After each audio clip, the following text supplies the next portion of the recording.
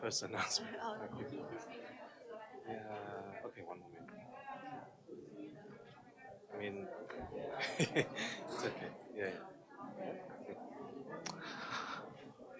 Excellencies, distinguished delegates, good morning and welcome to the Committee on Transport. As we will start shortly, may I kindly require all delegates joining us to please take your seats for the high-level opening of the session. Thank you.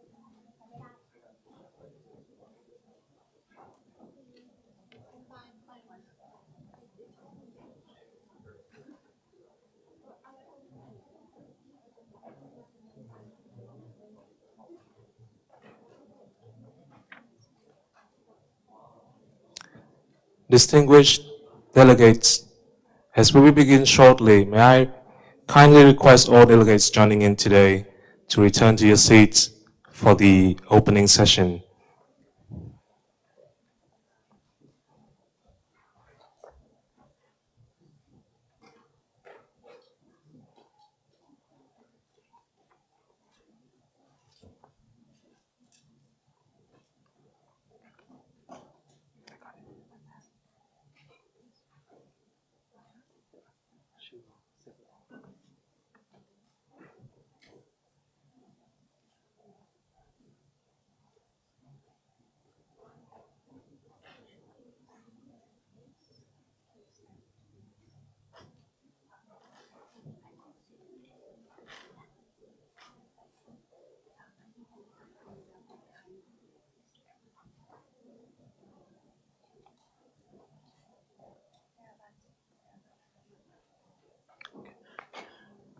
Yeah, it's good, it's good. So, Asa, you will give me the signal. Okay, thank you.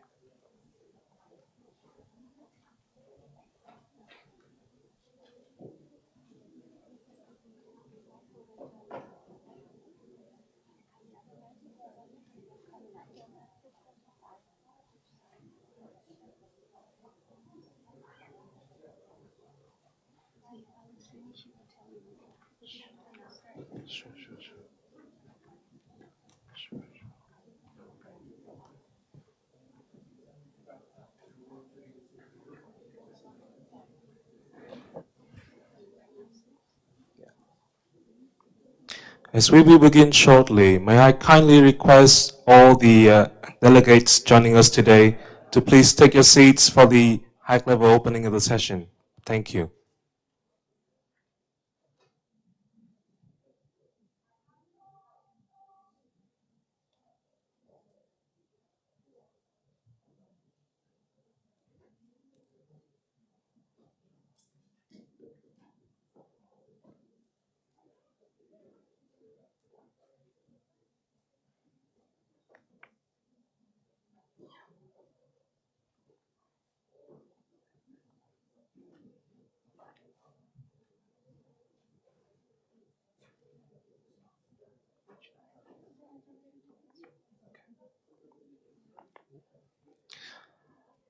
Excellencies, distinguished delegates, good morning and welcome to the committee.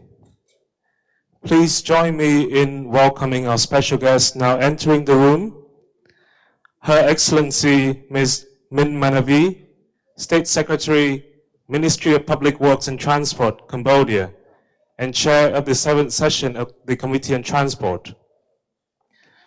His Excellency Mr. Chayatan Phomson, Permanent Secretary, Ministry of Transport, Thailand. Mr. Jong Todd, Secretary General's Special Envoy for Road Safety. Ms. Armida Salsia Alisjabana, Under Secretary General for the United Nations and Executive Secretary for ESCAP.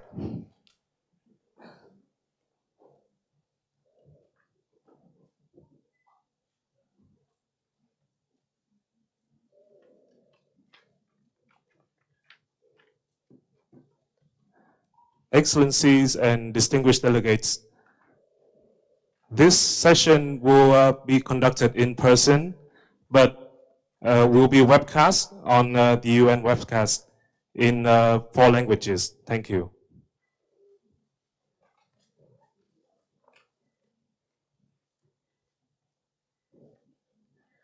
Excellencies and distinguished delegates, may I now invite Her Excellency Ms. Min Manavi, State Secretary, Ministry of Public Works and Transport, Cambodia, and Chair of the 7th session of Committee on Transport, to conduct the opening ceremony.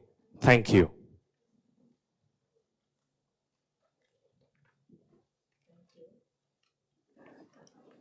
Thank you. Excellencies, distinguished delegates,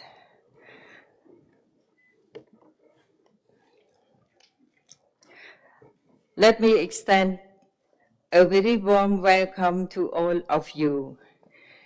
It is indeed a pleasure to receive you at the United Nations Conference Center in Bangkok for the 8th session of the Committee on Transport. To open our proceeding, we have the pleasure of having with us Ms. Amida Sasias Aliza Bana, Under Secretary General of the United Nations and Executive Secretary of ESCAP, please, Madam, and His Excellency Mr. Chan Yathorn Promson, Permanent Secretary, Ministry of Transport of Thailand. Mr. Jong Todd, Secretary General Special Envoy for Road Safety. And the other colleague here, Mr. Wei Ming Ren, yes. Thank you for your presence here today, which highlights the importance of the transport for achieving sustainable development in Asia and the Pacific. Without further ado, I have the pleasure to invite Ms. Amida Aliza Bana, Executive Secretary of ESCAP, to deliver her opening statement. Please, Madam.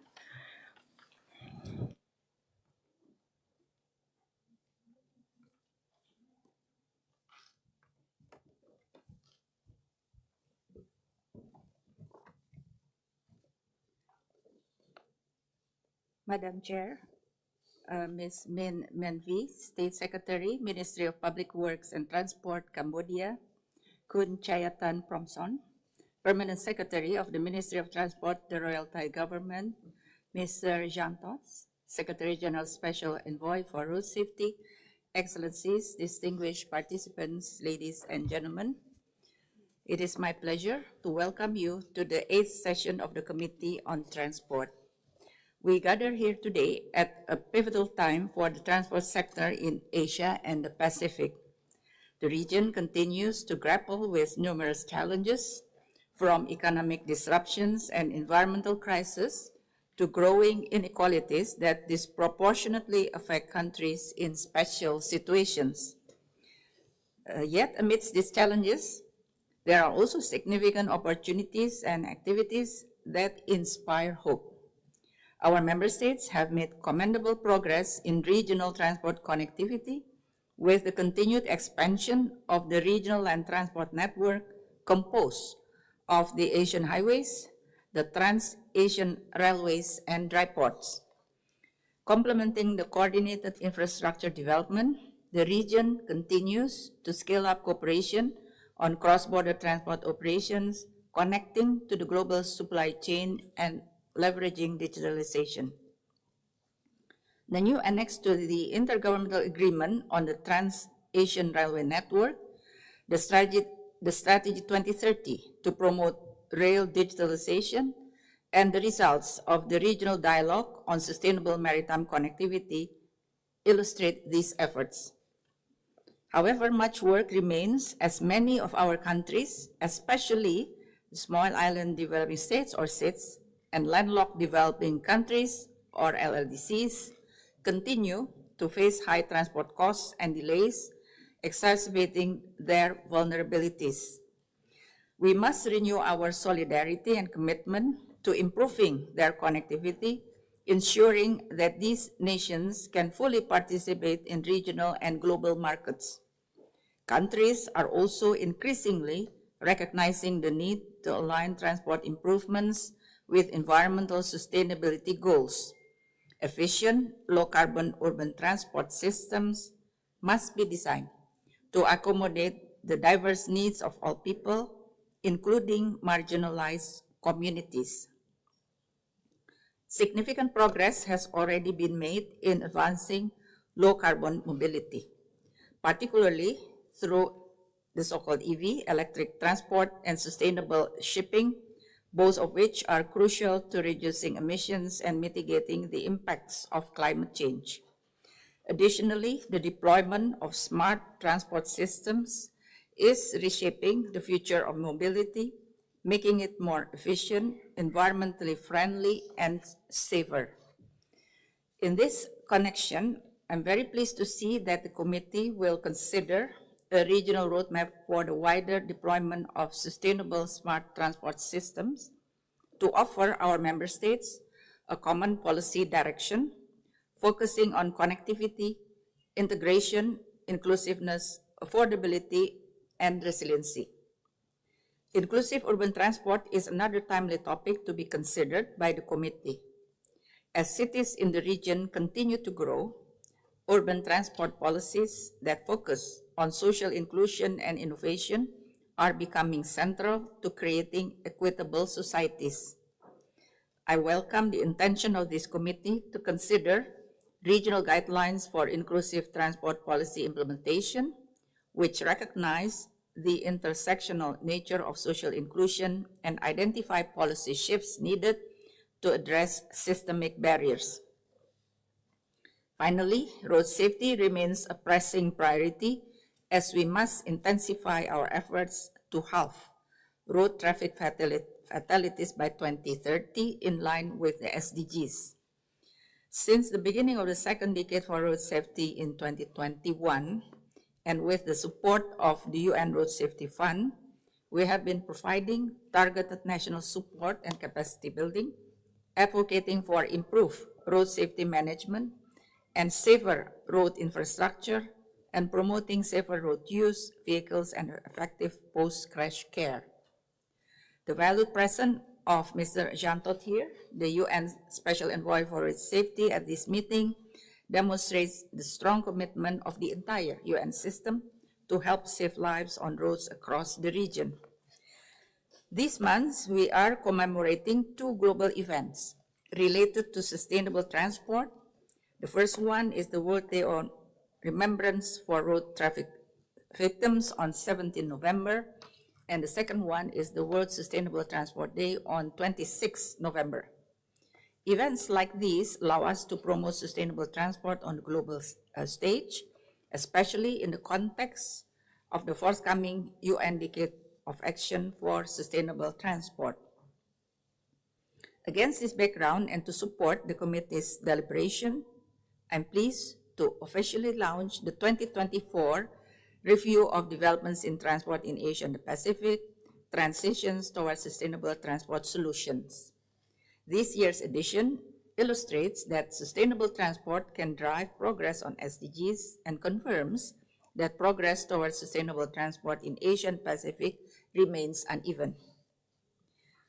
Economic growth and development are driving up passengers and freight transport demands.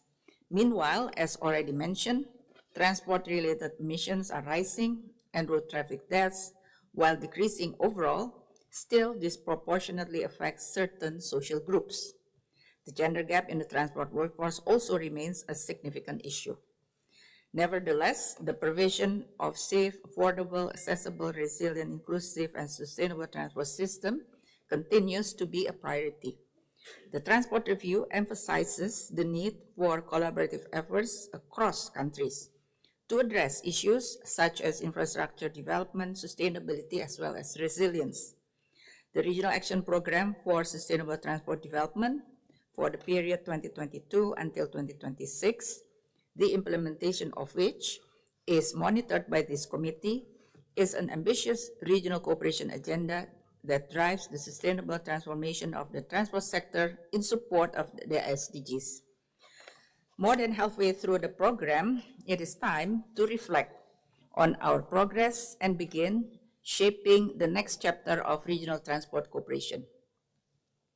And this is for post-2026. I'm confident that the outcomes of this session will not only contribute to the overarching objectives of the sustainable transport system across our region, but will also bring a substantive contribution to global transport initiative. I wish you a very successful committee session and deliberation. Thank you very much.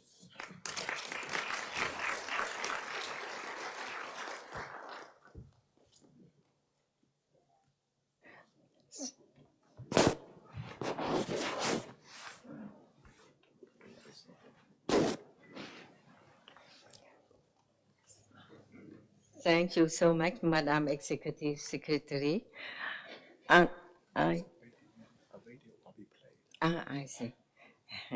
The development of the Asia-Pacific region has led to growing transport demand and rapid motorization.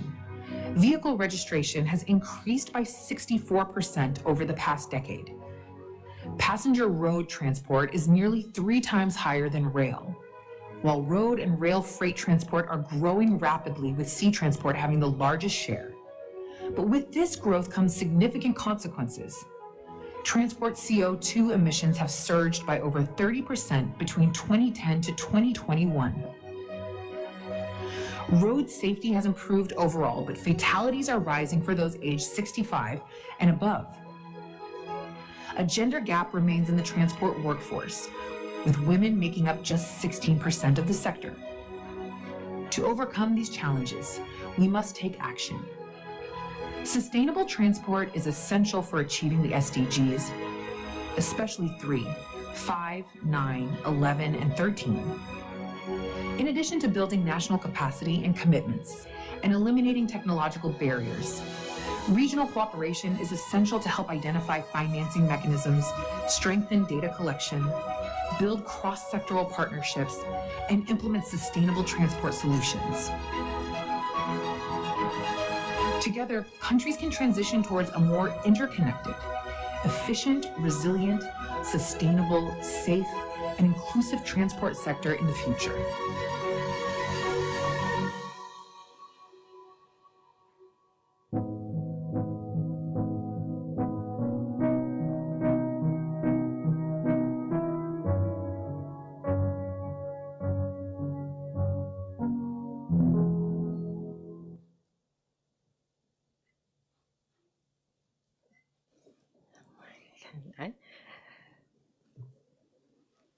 now has the honor to invite His Excellency Yathan Promson, Permanent Secretary, Ministry of Transport of Thailand, to deliver an opening statement on behalf of the Minister of Transport of the Royal Thai Government. Please, Excellencies.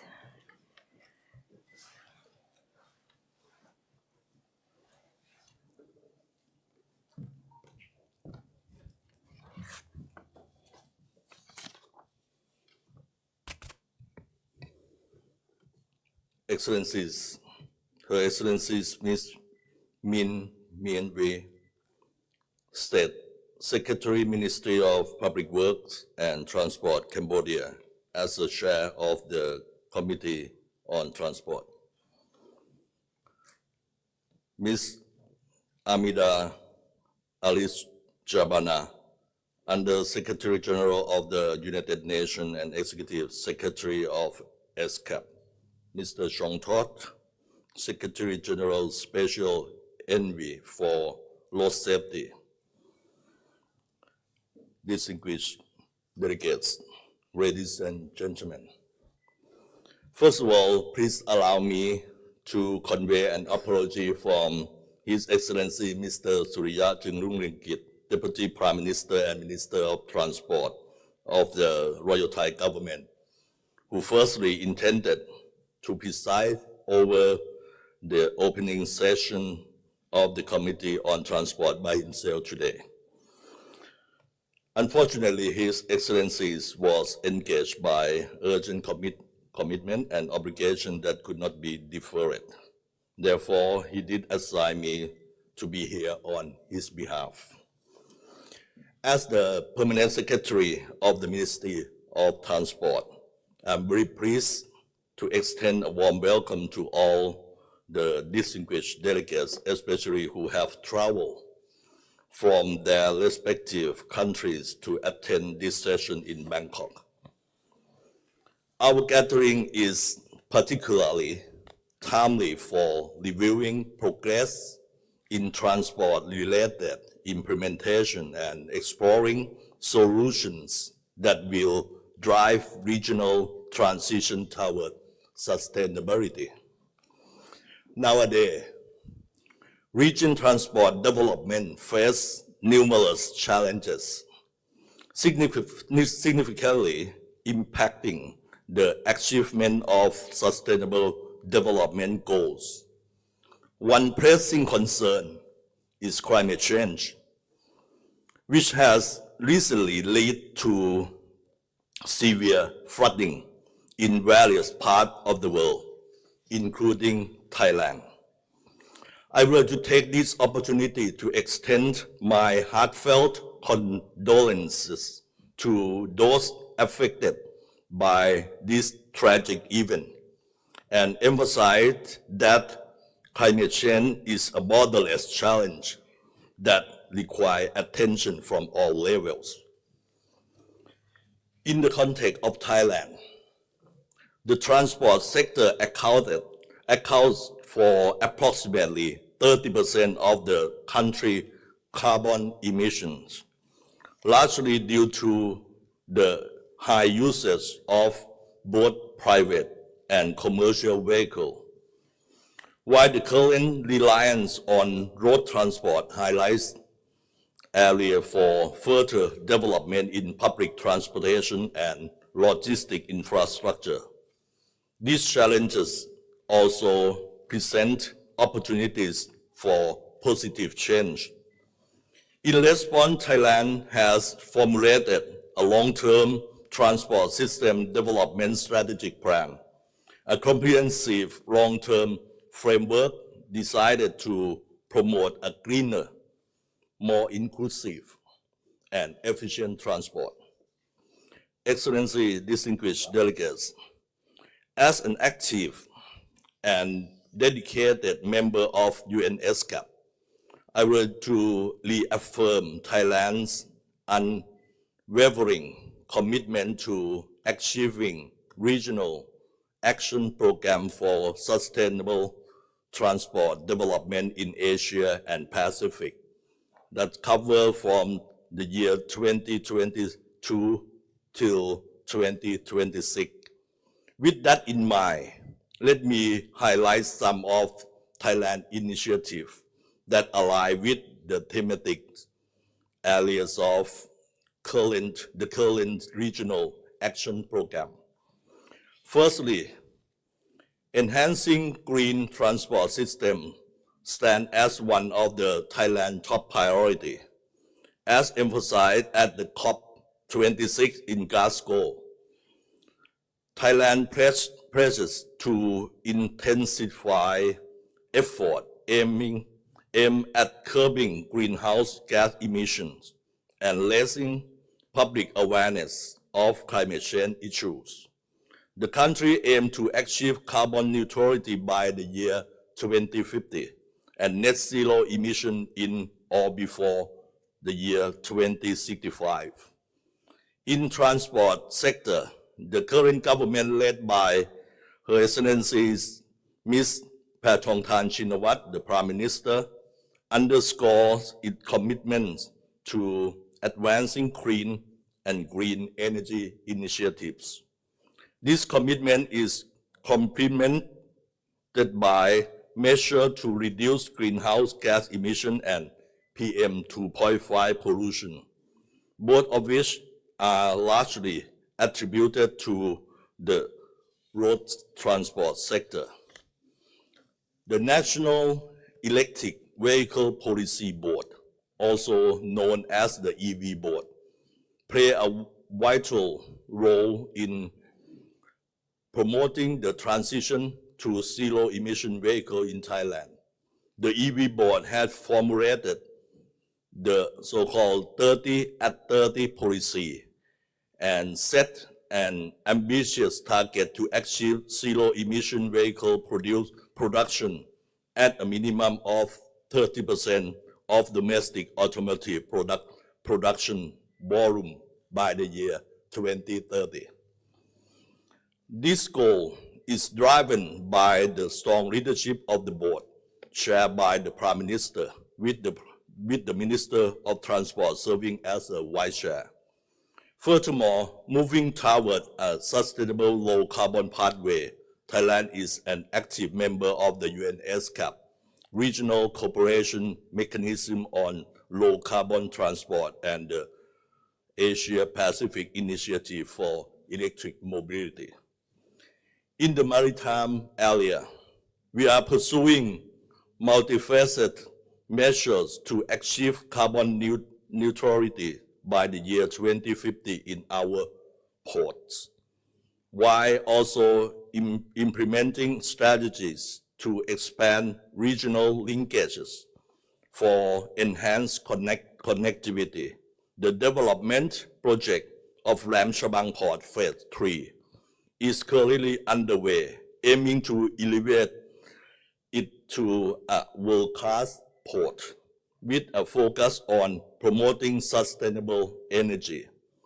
Additionally, the ministry actively encourages the transition from fossil fuels to renewable energy sources for passenger boats, such as those operating on the Chao Phraya River. In terms of the regional cooperation, we have been actively involved in the UN ESCAP regional dialogue on sustainable maritime connectivity and expert meeting on sustainable port development. These efforts are aimed at reinforcing collaboration across the region. Moreover, as Thailand aspires to become a regional connectivity hub, we have made significant effort to promote seamless transport. The first phase of high-speed train project connecting from Bangkok to Nakhon Ratchasima is currently under construction and is anticipated to commence operation in the year 2028. Subsequently, the second phase, linking Nakhon Ratchasima to Nong Khai at the border with Laos, will further enhance connectivity between Thailand, Laos, and China. This will contribute to a regional economic growth for providing a safe and cost-effective transport option. To promote sustainable urbanization, the Mass Rapid Transit Master Plan in Bangkok Metropolitan Region has been implemented to establish an integrated network of commuter lines, airport link, mass rapid transit lines, and feeder lines. This initiative aims to reduce the reliance on private vehicles, thereby mitigate traffic congestion, lower carbon dioxide emission, and fostering sustainable transport development. Excellencies, distinguished delegates, it's undeniable that digitalization has become a key disruptor across our society.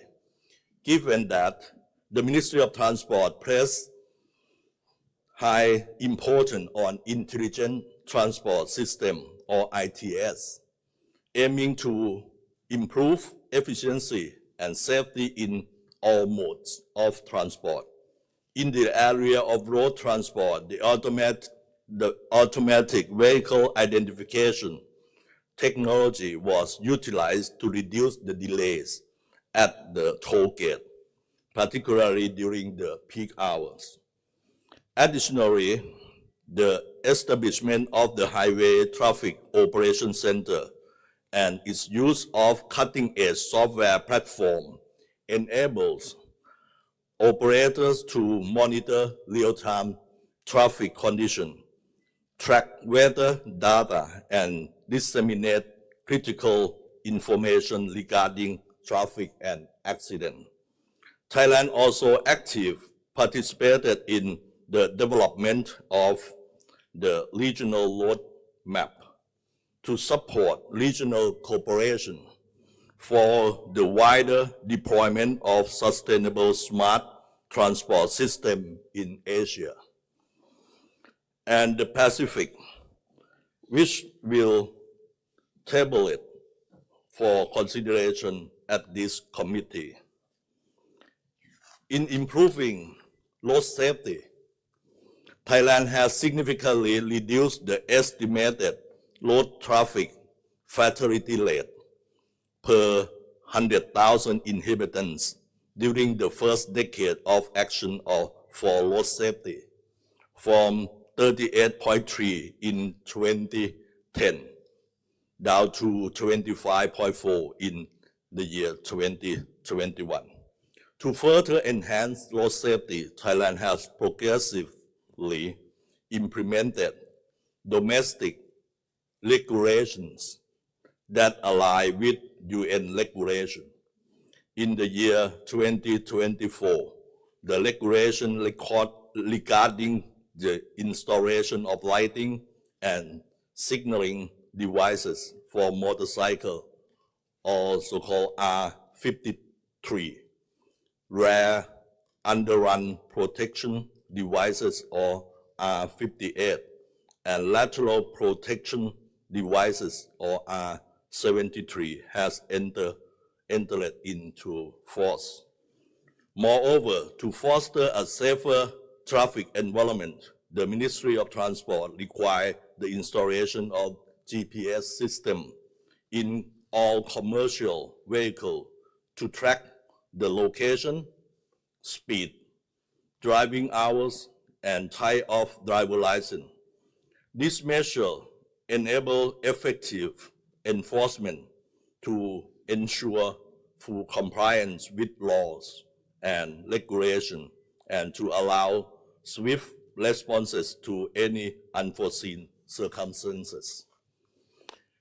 Excellency, distinguished delegates, I'm very pleased to reiterate that as member of UN ESCAP, we share a collective responsibility to take concerted action in addressing transport-related challenges and promoting green, safe, and efficient transport system.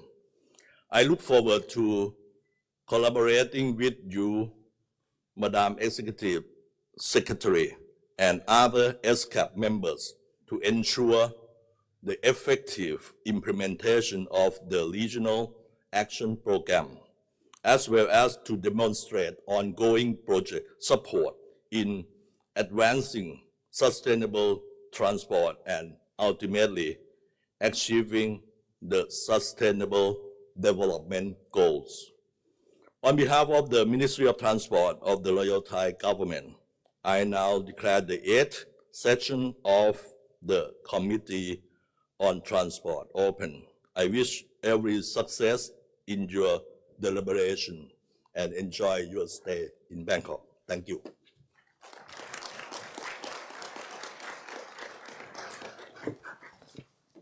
Thank you so much, His Excellencies.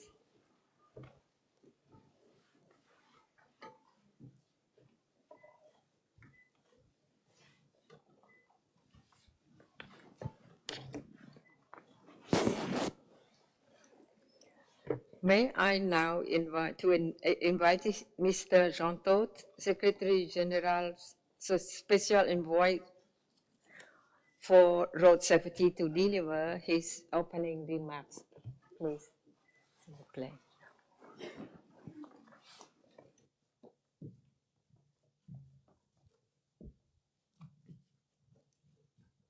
Thank you. Excellency, Mrs. Amida Salsia Ali Jambana, Executive Secretary of the United Nations Economic and Social Commission for Asia and Pacific.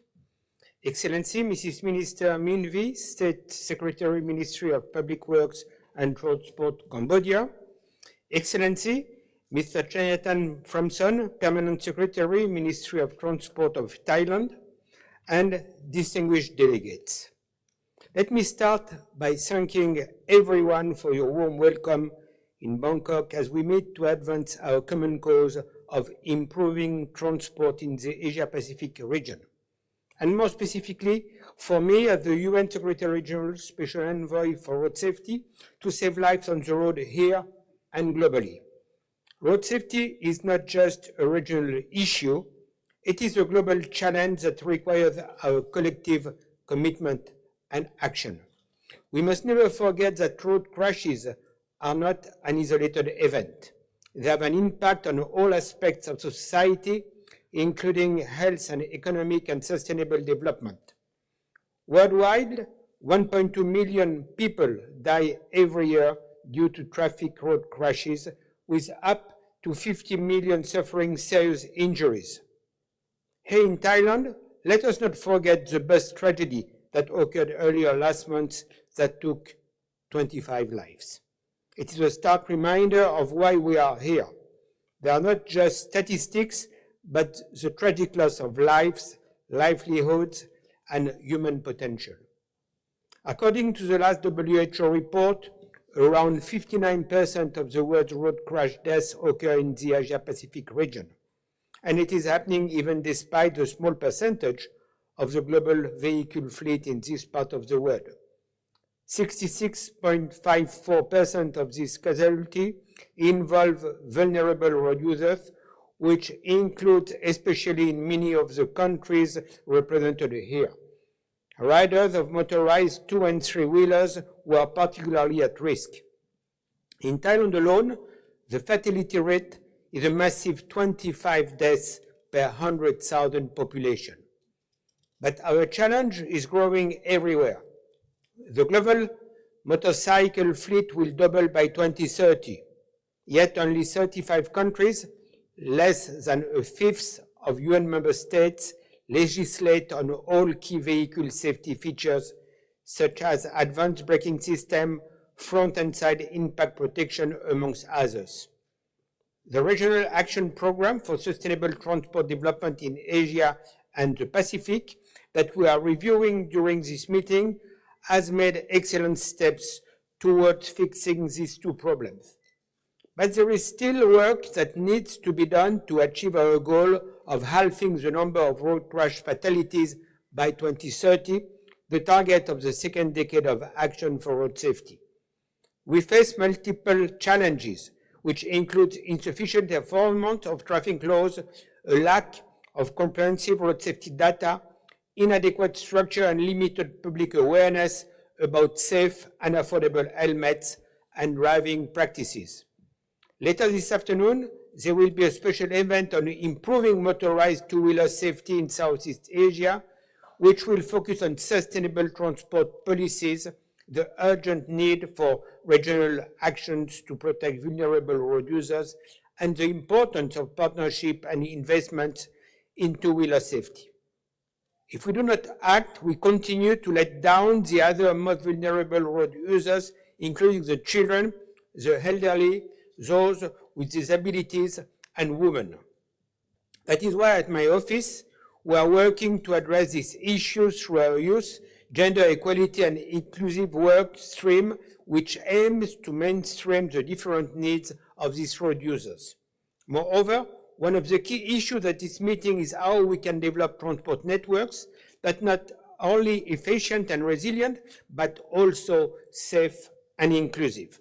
This requires investing in smart transport solutions, adopting innovative technologies, and developing partnerships that can drive sustainable changes. It also means looking beyond just building better roads. We need to focus on creating a holistic system that mix safety, environmental sustainability, and economic growth. I encourage you to join hands with us to ensure safe, sustainable, and inclusive urban mobility for everyone, everywhere.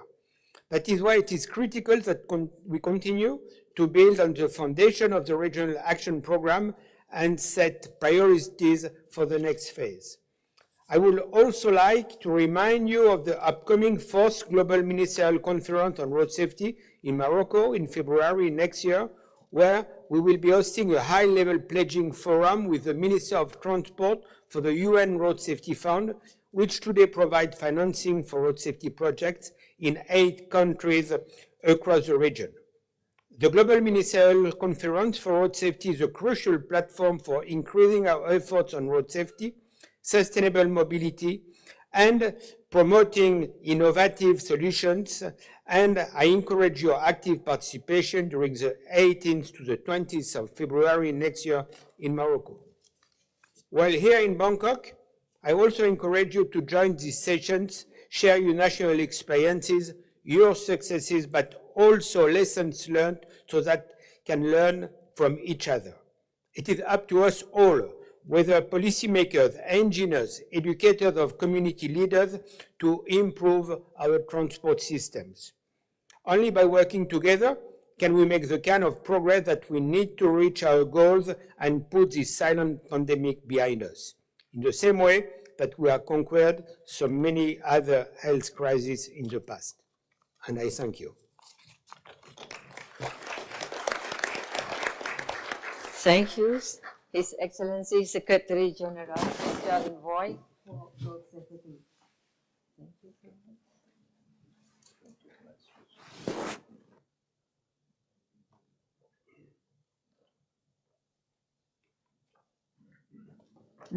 Distinguished guest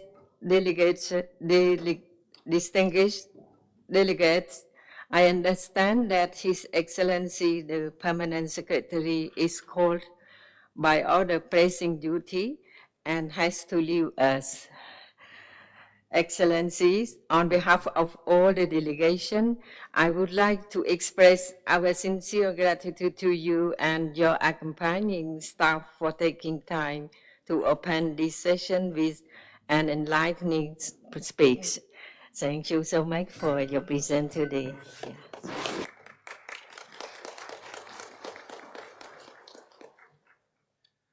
Thank you, Excellencies. And now it is time for a group photo of the session. Please may I invite the opening panel first for a group photo. Thank you.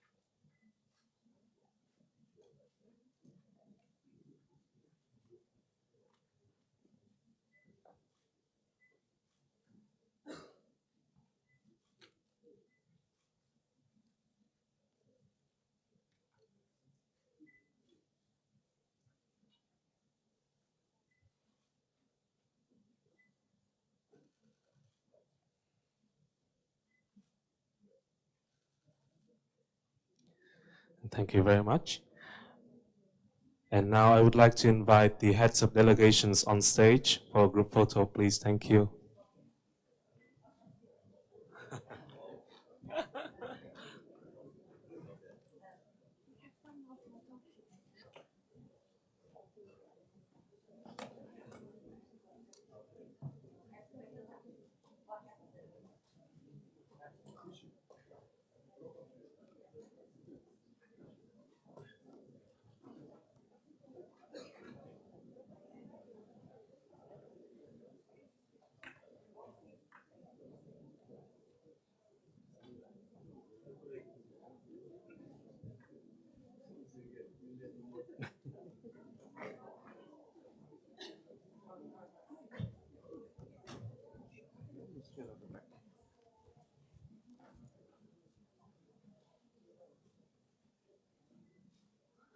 May I ask the distinguished delegates to stand closer, please, for the group photo. Thank you.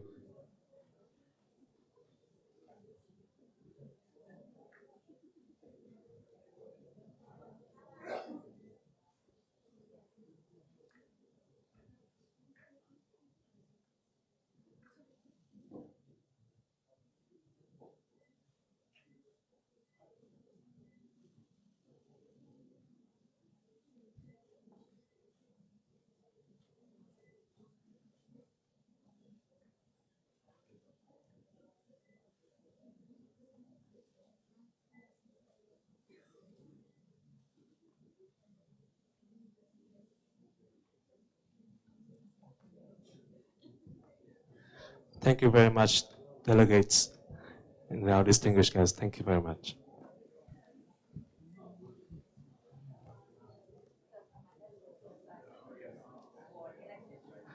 And now may I please invite our excellencies and distinguished delegates to return to your seats so that we may continue with the session. Thank you.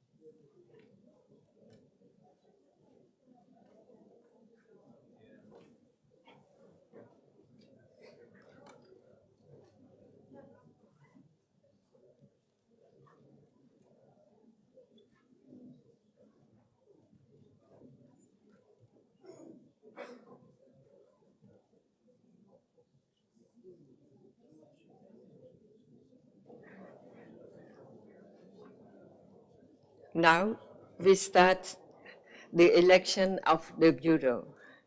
Excellencies, Madam Executive Secretary, distinguished delegates, it is now my pleasure to conduct the election of the officer for the 8th session of the Committee on Transport. In line with the rule of procedure, the committee will elect from among its members a chair and 2 vice chairs. Are there any proposals from distinguished delegates for the Bureau? Sure. I recognize the distinguished delegate from Azerbaijan. Please. Thank you, Chair. Alish Smailov from the Minister of Digital Development and Transport of the Republic of Azerbaijan. Recognizing the importance of the 8th session of the Committee on Transport and taking into account the experience and seniority of the delegations, I have the honor to propose the following distinguished delegates as members of the Bureau.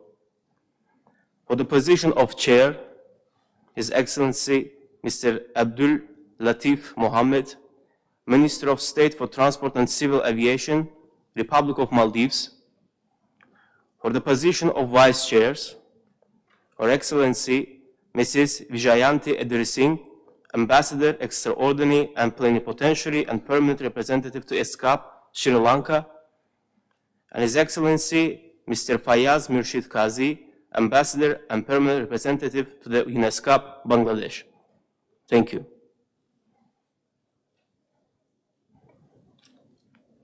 Would any delegation like to propose alternative nomination or second the nomination made by the distinguished delegate of Mongolia?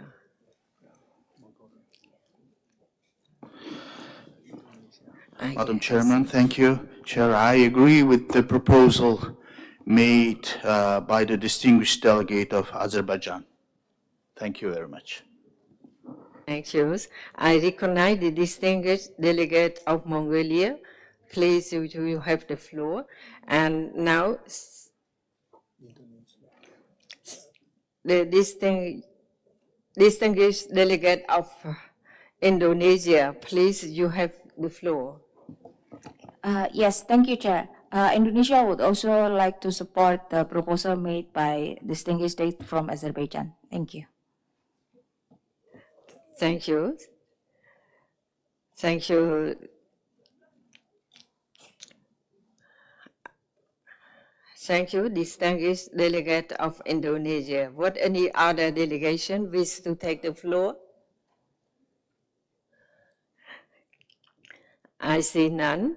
Therefore, it is my pleasure to declare His Excellency Mr. Abdul Latif Mohammed elected as a chair of the 8th session of the Committee on Transport. And Her Excellency Ms. Vijayanti Edri Singh and His Excellency Mr. Fayaz Murshid Qazi as vice chairs. They don't come to this day. Please join me in congratulating a newly elected chair and vice chairs.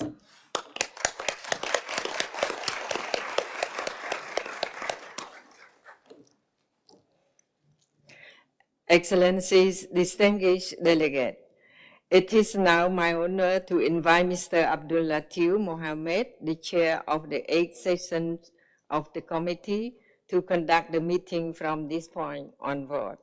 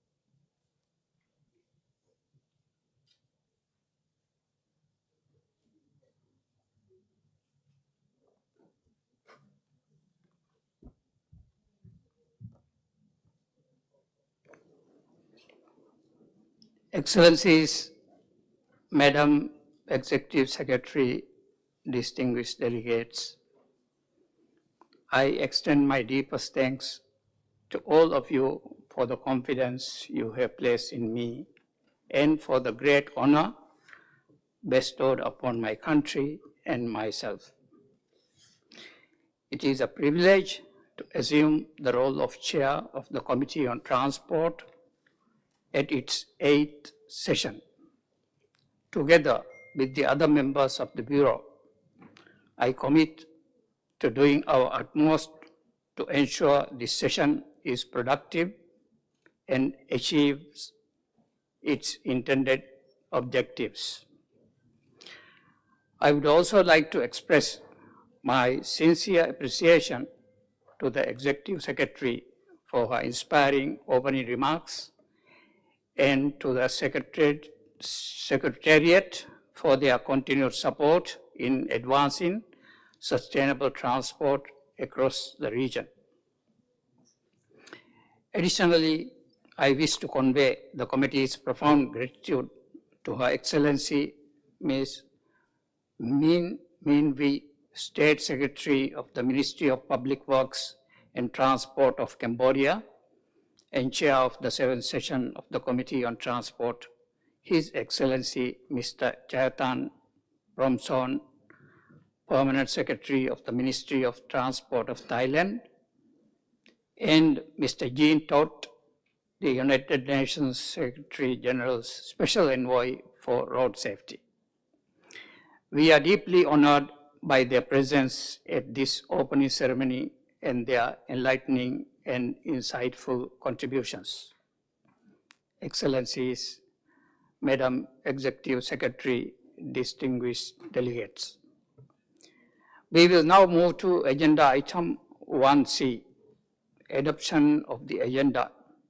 The provisional agenda is contained in the document ESCAP/CTR 8/1 was made available to all delegations and is available on the ESCAP website.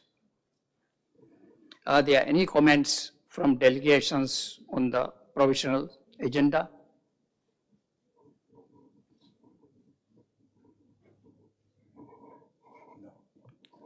I see none. The provisional agenda is contained in document ESCAP/CTR 8/1 is adopted.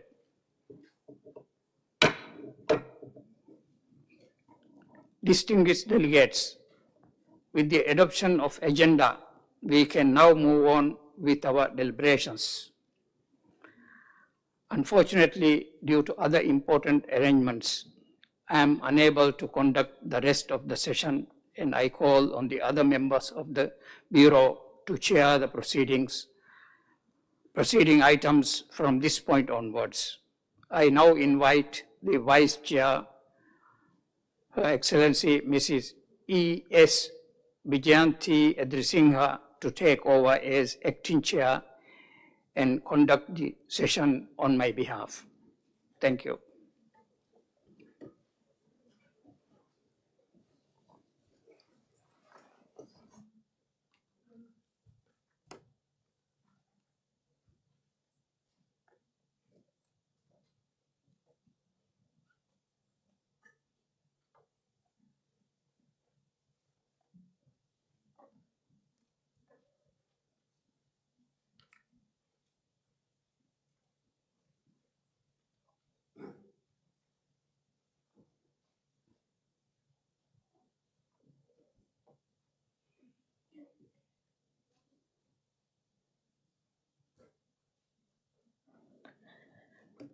Distinguished delegates, with the adoption of the agenda, we can now move on the other item on our agenda.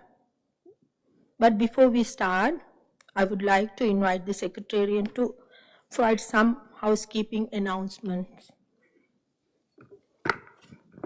Thank you, Chair. Good morning, distinguished delegates. I would like to invite distinguished delegates wishing to make statements to submit their names and written statements to the conference room officer seated to my left. Submitting a written statement will ensure that your statements are accurately reflected in the account of proceedings, which will be made available after the session and annexed to the report. So please note that only key decisions and recommendations made during the session will be captured in the draft report, which will be presented for your consideration and adoption on Thursday, the 7th November. Please also note that pertinent draft decisions will be discussed and considered under each agenda item based on the information analysis provided by the Secretariat in the precession documents.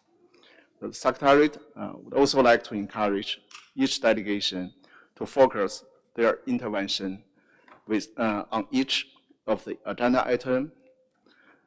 So in view of the mandates and operational requirements of the committee, priority will be given to members, associate members, and observer countries of the Commission. If time allows, the floor will then be given to intergovernmental and international organizations and other entities. For those delegations wishing to have bilateral consultations to promote dialogue and networking with other delegations, you may approach your respective liaison officers to assist you in coordinating the arrangements. So please also be informed that 6 side events will take place during the committee session. So you may find more information about those side events in the program. Thank you, Chair.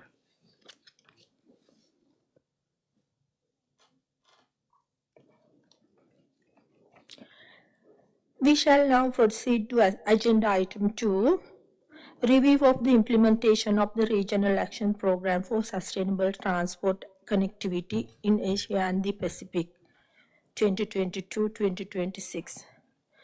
Document ESCAP/CTR 8/2 has been issued in connection with this agenda item, which provide an overview of the activities started or completed since the last sessions under the Regional Action Program. The Secretariat will present the key point covered in the documents, after which I will open the floor for comments and the interventions. Secretariat, you have the floor. Thank you very much, Madam Chair. Good morning, Excellencies, distinguished participants, ladies and gentlemen. So it is my pleasure to present the highlights of the pre-session document ESCAP/CTR 8/2, which is focused on the review of the implementation of the Regional Action Program for Sustainable Transport Development. So as many of you may already be familiar, we have 3 overarching objectives included in this Regional Action Program, adopted at the 4th Ministerial Conference on Transport at the end of 2021. So these 3 overarching objectives include the need to improve efficiency and resilience of transport network, the advancement of environmentally sustainable transport systems and services, as well as to promote safe and inclusive transport and mobility. From these 3 overarching objectives, we have also developed 7 thematic areas. So you see here on this slide, the 7 thematic areas are the regional land transport connectivity and logistics, maritime and interregional transport connectivity, digitalization, low carbon mobility and logistics, urban transport, road safety, as well as inclusive transport and mobility. So from these 7 thematic areas, we have further developed 52 indicators of achievement in this Regional Action Program, and I will briefly give an update on the progress on the implementation of these 52 indicators of achievement. The indicators of achievement are split across all the 7 thematic areas, And as you can see here on the slide, many of them have already been implemented. So the dark blue bars show the number of indicators that have been implemented over the past 2 years across all the 7 thematic areas, while the orange bars highlight ongoing implementation of each of these indicators. And they are grouped by the thematic area, and we will also have the opportunity to actually go over some of these activities over the next few days. But first of all, I will just give some of the highlights. So you may have already read about the description of the progress of the implementation of our Regional Action Program in the pre-session document. So these are just some selected highlights. This is not an exclusive list. However, we just want to give an overview of some of the key activities and concrete outcomes that have actually been achieved between September 2022 and August 2024. So within the thematic area of regional land transport connectivity and logistics, we have in fact upgraded and extended the Asian Highway Network, Trans-Asian Railway Network, and the list of dry ports. We've also been able to share best practices and regional approaches on enhancing operational connectivity. And so this is linked to our one of our core functions of the Secretariat, which is to provide capacity building assistance as well as technical support. And the third point here is that we have also developed capacity building activities, especially for landlocked developing countries within this thematic area. The second thematic area is maritime and interregional transport connectivity. So once again, following the 3 core functions of the Secretariat, we have organized annual regional dialogues on sustainable maritime connectivity.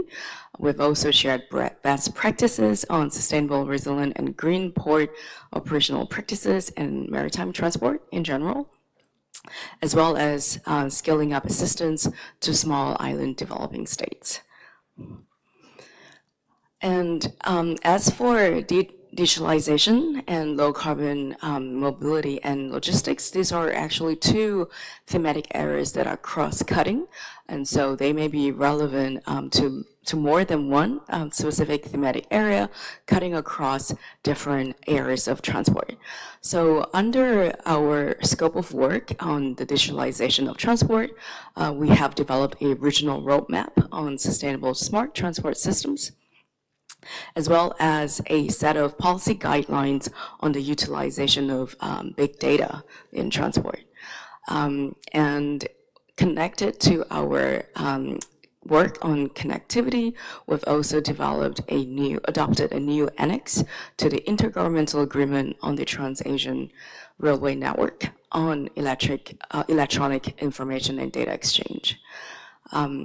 And also connected to another thematic area on maritime connectivity, we have improved the safety and sustainability of shipping through autonomous shipping technologies, which is another example of how we have advanced this specific thematic area on digitalization.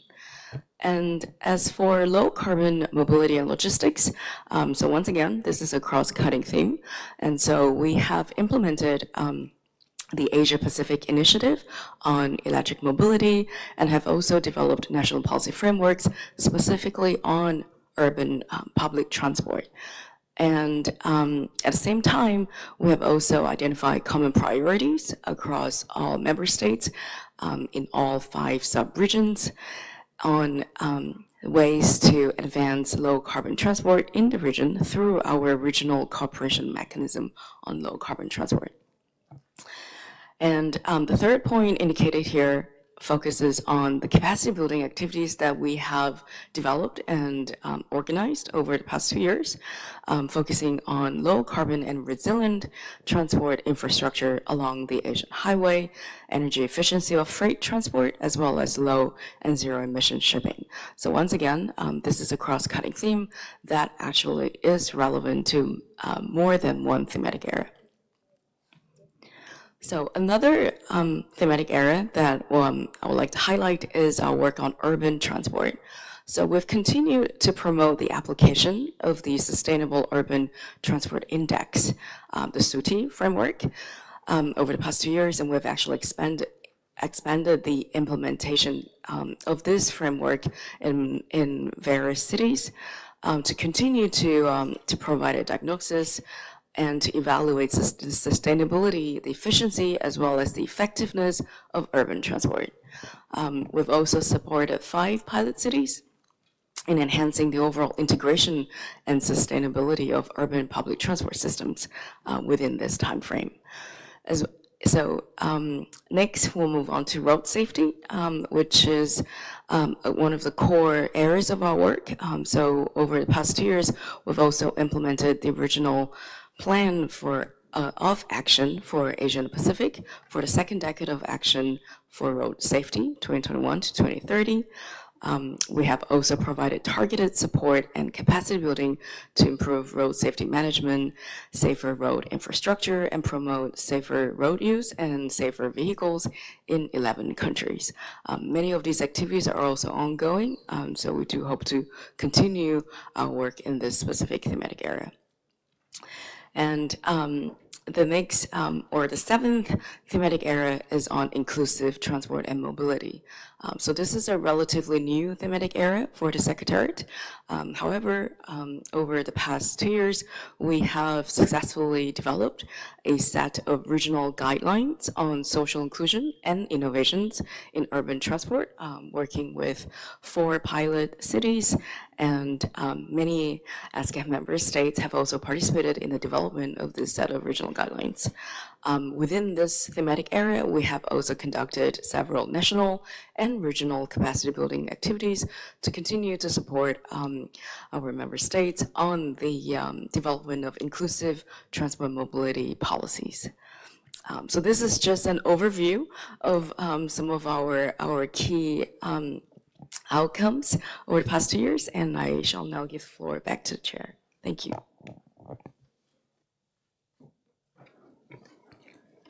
Thank you, Secretariat, for these succinct presentations.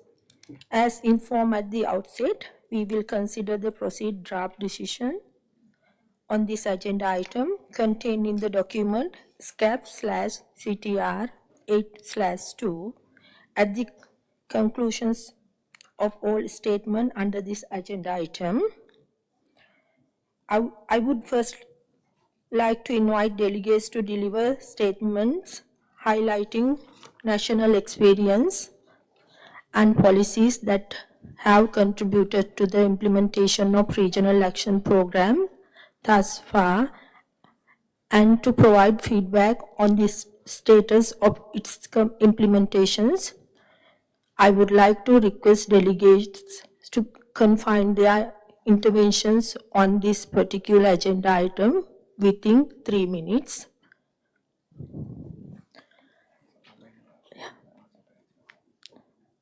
The first speaker on my list is Armenia. I invite the distinguished delegates of Armenia to take the floor, followed by Azerbaijan.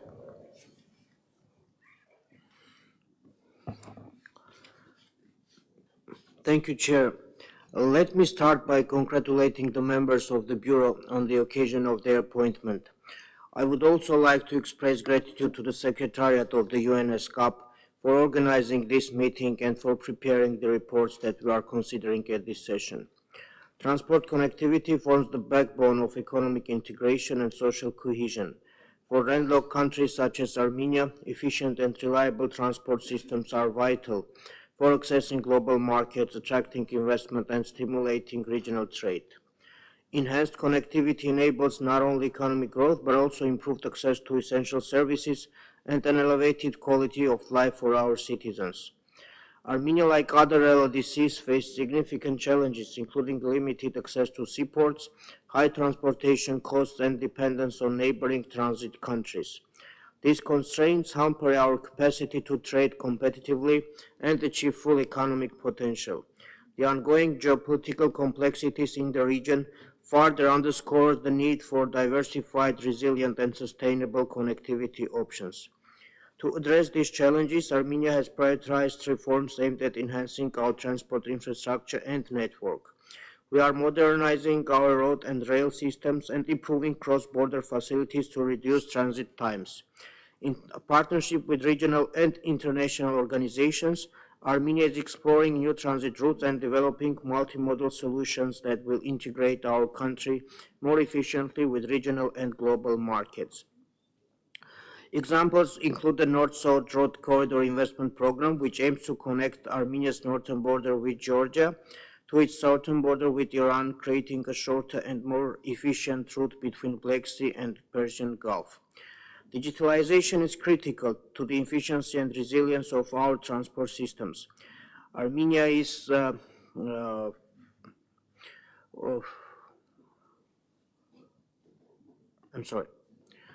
Armenia is implementing several initiatives to digitize customs procedures, streamline logistics management, and improve data interoperability across borders.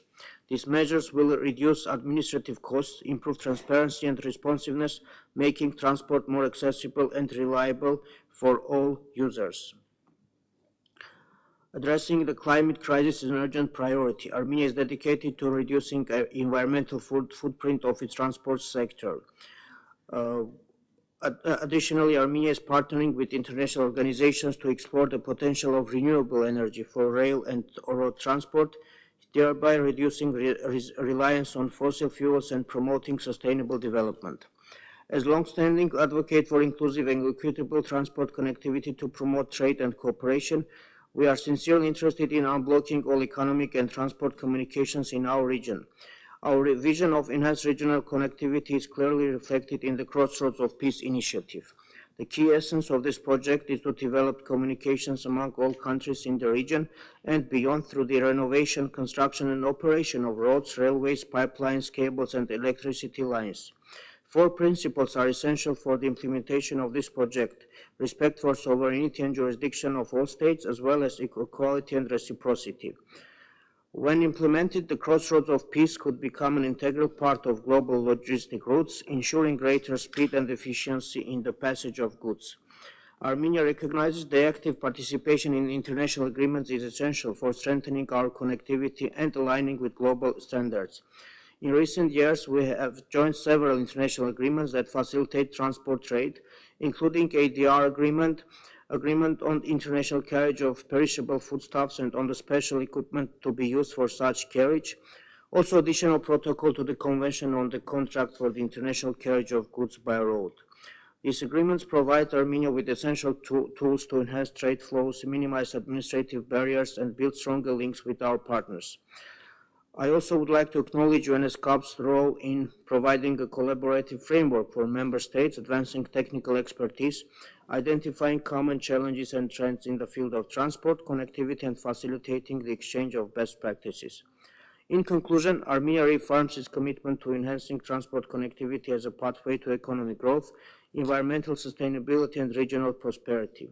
We look forward to strengthening our work with all member states under the leadership of ESCAP to build a more connected, sustainable, and inclusive future. I thank you.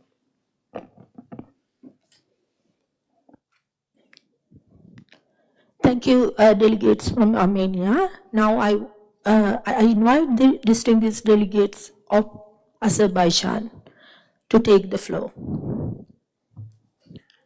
Distinguished Chair, esteemed colleagues, on behalf of Azerbaijan, I am honored to provide an update on our country's contributions to the Regional Action Program for Sustainable Transport Development in Asia and the Pacific.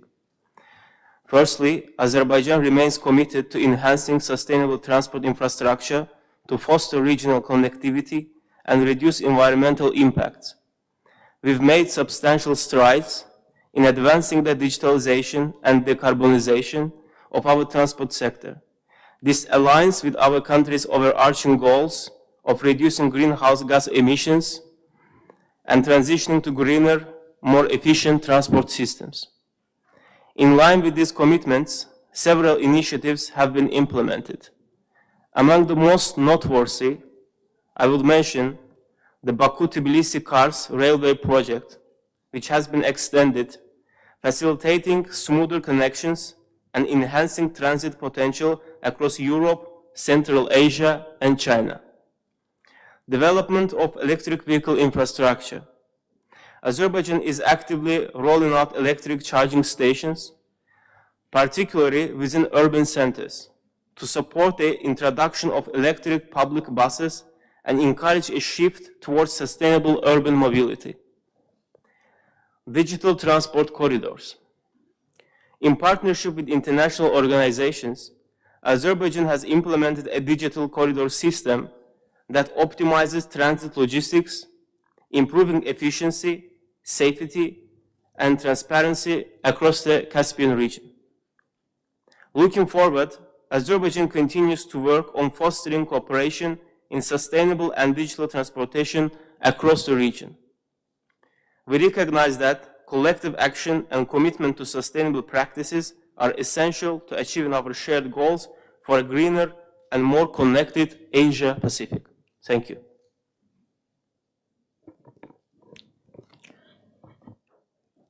Thank you, delegates from Azerbaijan. I invite the distinguished delegates of China to take the floor. 谢谢主席。本代表团大家上午好。本代表团感谢ESCAP 秘书处对这个2022年至2026年区域行动方案执行情况的介绍，对秘书处和各成员致力于推动区域行动方案，促进亚太区域交通运输发展所做的努力表示赞赏。中国政府一直高度重视交通运输在促进经济社会发展的关键作用，在推动交通运输可持续发展中，实现与区域行动方案的对接。中国坚持推进交通运输互联互通，持续推进亚洲公路网、泛亚铁路网和国际陆港与多式联运走廊的相关工作。中老铁路的正式运营，蓝莓快线加跨境电商，中老铁路加中欧班列，中老铁路加西部陆海新通道等多式联运方兴未艾。中方也在不断完善海运服务网络。中国的海运连接度连续18年位居全球第一。中国坚持推进交通运输的数字化发展，推动大数据、互联网、人工智能、区块链等新技术与交通行业的深度融合，不断提升交通运输的智能化水平、精准化水平。我们同区域国家开展交通运输电子证书应用项目的试点，实现跨境海事电子证书的数据交换，提升跨境运输的便利化水平。中国也坚持推进交通运输的绿色低碳转型。我们大力推广新能源汽车，推动城市公共服务车辆电动化替代，倡导采用清洁动力和可持续燃料。中国也建成了全球首个采用电力驱动的智慧零碳码头。同时，近期中国也在商业航班开始采用可持续航空燃料。中国也坚持不断推进交通运输领域的国际合作。我们致力于为全球交通治理搭建国际合作平台。我们也愿意同 ESCAP 等国际组织加强合作，汇聚各方力量，共同建设安全、便捷、高效、绿色、经济、包容、韧性的可持续交通体系。总之，中方愿与ESCAP 各个成员国和各个利益方一道，共同致力于推动实现区域行动方案的目标。谢谢。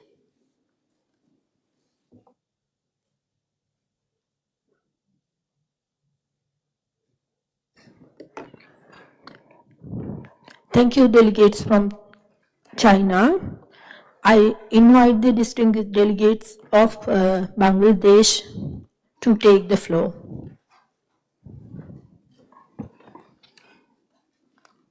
Thank you, Madam Chair.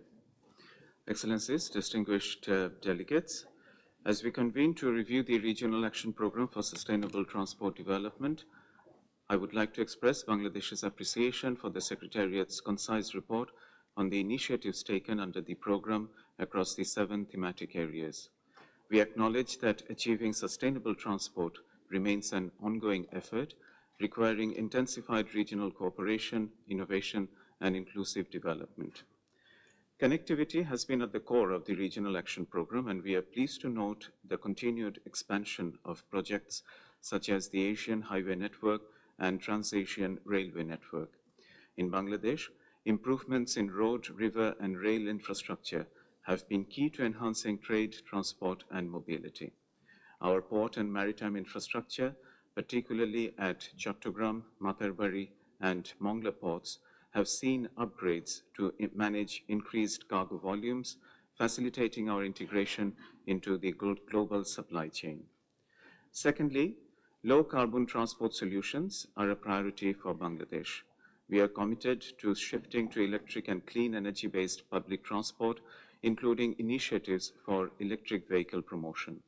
Our recently adopted Electric Vehicle Registration and Operation Policy 2023 aims to electrify 30% of our vehicle fleet by 2030. Bangladesh is also part of the Asia-Pacific Electric Mobility Initiative, which serves as a critical driver for regional transition towards greener public transportation. Thirdly, our National Logistics Policy 2024 and recent guidelines emphasize universal access to transport and the integration of smart mobility solutions. We recognize that sustainable logistics is key to reducing emissions and achieving low-carbon growth. Bangladesh is enhancing its energy-efficient freight and logistics systems, supported by international cooperation and investment. Fourthly, in Bangladesh, digital solutions like real-time traffic monitoring, smart ticketing, and mobile applications are helping us introduce in phases a more efficient and user-centric commuter experience. However, harmonizing transport digitalization at a regional level remains a challenge. We urge this committee to consider viable and cost-effective strategies for a more coordinated approach across countries to maximize the benefits of smart transport systems. Fifthly, road transport safety remains a critical concern for Bangladesh, and we are working towards enhancing our capacity for adopting UN road safety standards. The implementation of inclusive measures such as women-only transport options, reserved seating for persons with disabilities, and the adoption of digital ticketing systems reflects our commitment to social inclusion and accessibility. Despite these achievements, challenges persist, especially in securing adequate, flexible, and adaptive funding for LDCs, LLDCs, and seeds. We believe enhanced cooperation, knowledge sharing, and efficient funding mechanisms are essential to support developing countries in promoting safe and sustainable transport systems by way of addressing high upfront costs and varying national and sub-regional needs. I thank you, Madam Chair. Thank you, delegates from Bangladesh. I invite the distinguished delegates of Republic of Korea to take the floor, followed by Russian Federation.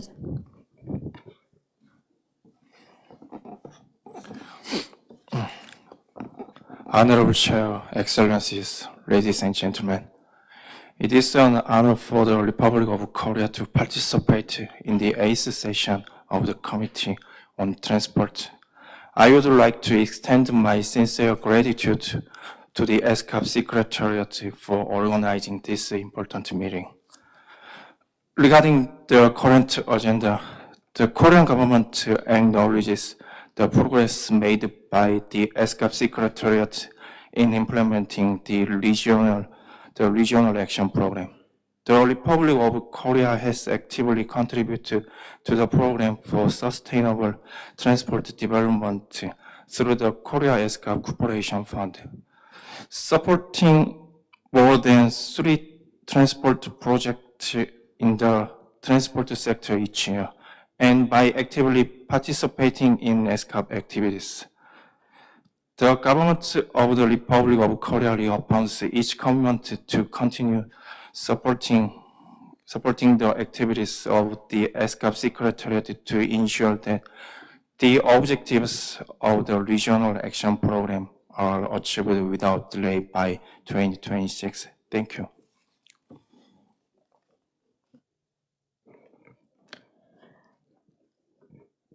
Thank you. I invite the distinguished delegates from Russian federations to take the floor, followed by Thailand. Thank you, Madam Chair. Уважаемый госпожа председатель, уважаемые коллеги, эффективная транспортная инфраструктура является залогом поступательного социально-экономического роста, обеспечения устойчивости хозяйственных механизмов, вносит важнейший вклад в реализацию повестки 2030. Для России, страны протяженностью 4000 километров с севера на юг и 9000 километров с запада на восток, участие в сотрудничестве на транспортном треке ESCAP – важный приоритет. Совсем скоро, в 2026 году, нам предстоит подвести итоги реализации региональной программы действий по развитию устойчивого транспорта ВТР на 2022-2026 годы. В целом положительно оцениваем ход работы по реализации мероприятий, предусмотренных программой. Россия активно участвует в этой деятельности и вносит практический вклад в решение поставленных задач, в том числе путем реализации проектов техсодействия за счет российского добровольного взноса в ESCAP. Общий объем донорских средств, выделенных Россией на транспортный сектор, составил более $7 миллионов США. Для обеспечения своевременного и полного выполнения программы необходимо повысить динамику сотрудничества по всем главным межсекторальным компонентам и основным тематическим блокам. Мы видим, что по ряду параметров, таких как безопасность дорожного движения, городской транспорт и межрегиональная связуемость, наблюдается отставание. В этом контексте особо выделяем проблематику межрегиональной связуемости. Призываем государства-члены и секретариат приложить дополнительные усилия на этом направлении. Увеличение объемов перевозок по всем международным транспортным коридорам и повышение глобальной конкурентоспособности трансазиатских маршрутов – важный фактор повышения устойчивости экономик АТР. Поддерживаем идею разработки обновленной региональной программы действий по развитию устойчивого транспорта в АТР на период после 2026 года. Ключевым тематическим элементом наращивания транспортного сотрудничества на субрегиональном, региональном и межрегиональном уровнях, в том числе в контексте продвижения к большому евразийскому партнерству, а мы верим в его будущее, относим продвижение цифровых решений в транспортной отрасли, внедрение искусственного интеллекта и технологий автономного транспорта, разработку цифровых транспортно-экономических балансов, которые позволят нам предвидеть места генерации грузов и помогут прокладывать наиболее эффективные маршруты по имеющимся сетям. Дальнейшее развитие транспортных коридоров, повышение так называемой бесшовности всех видов транспортного сообщения, особенно в пунктах пропуска через границу, увеличение провозной способности транспортно-логистических коридоров, синхронизацию, развитие современной транспортной инфраструктуры с планами наращивания экспортно-импортных операций. По всем этим и другим направлениям Россия ведет активную работу, выстраивая ее в том числе с учетом трансазиатского контекста. У нас формируется новый национальный проект «Эффективная транспортная система». Внедряется цифровая платформа «Российский транспорт». Во взаимодействии с партнерами развиваются несущие значительные выгоды многим странам АТР, транспортный коридор север-юг и так называемый восточный транспортный полигон. Приоритетное внимание уделяем созданию инфраструктуры Северного морского пути как наиболее короткого маршрута между Азией и Европой. Не только расширяем атомный ледокольный флот, но и внедряем цифровую экосистему, которая обеспечит судовладельцев необходимыми данными и сервисами для более безопасного и комфортного мореплавания в арктической зоне. В указанных областях у нас имеются по-настоящему прорывные решения, методологии и технологии. Готовы делиться опытом успешной реализации транспортных проектов. Намерены активно продолжать участие в работе под эгидой ESCAP, ставя во главу угла принципы многосторонности и конструктивного взаимовыгодного сотрудничества на основе уважения суверенитета, интересов друг друга. Благодарю за внимание.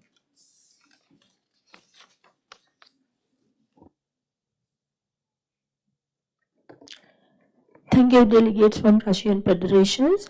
Now I would like to invite distinguished delegates from Thailand to take the floor, followed by Indonesia. Thank you, Madam Chair, Excellencies, distinguished delegates, ladies and gentlemen. First of all, Thailand would like to express our sincere gratitude to the UN ESCAP Secretariat for their invaluable contribution and unwavering efforts in supporting the progress of the sustainable transport development across our region. Their dedication has significantly contributed to our shared goal under the Regional Action Program for Sustainable Transport Development in Asia and the Pacific, 2022 to 2026. As you may aware that the Thai Ministry of Transport align closely with the objectives of current Regional Action Program. Our National Transport Strategic Plan shares the same aspiration for sustainable, inclusive, and efficient transport system. Thailand has made substantial progress in upgrading domestic infrastructure and services to support the international obligations. Currently, we designate the Nakhon Phanom Cross-Border Transport Center and Nata Transshipment Yard as potential dry port. This step strengthens the cross-border freight transport and positions. Moreover, Thailand emphasized in the importance of regional connectivity, including cross-border bridges, such as the Thai-Lao Friendship Bridge number 5 and planned to be Thailand-Lao Friendship Bridge number 6. This connection reduce the time and cost of trade while enhancing tourism and economic opportunities for local communities. As we approach to the 2030 Agenda of Sustainable Development, Thailand reaffirms fully commitment to the Regional Action Program and regional cooperation.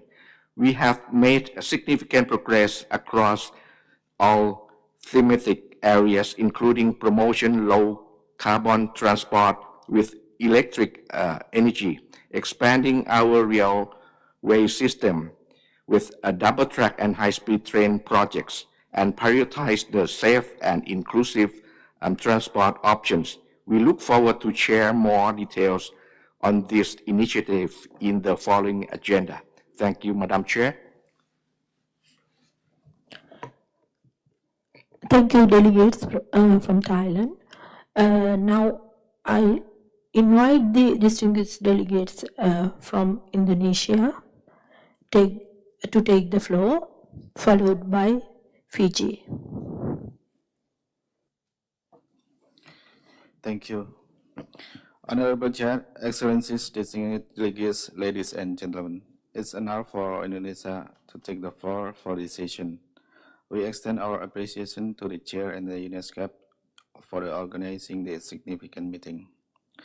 To promote sustainable transport, Indonesia has launched initiatives under presidential regulation in 2023 on accelerating battery electric vehicle adoption with tax incentives and VAT exemptions.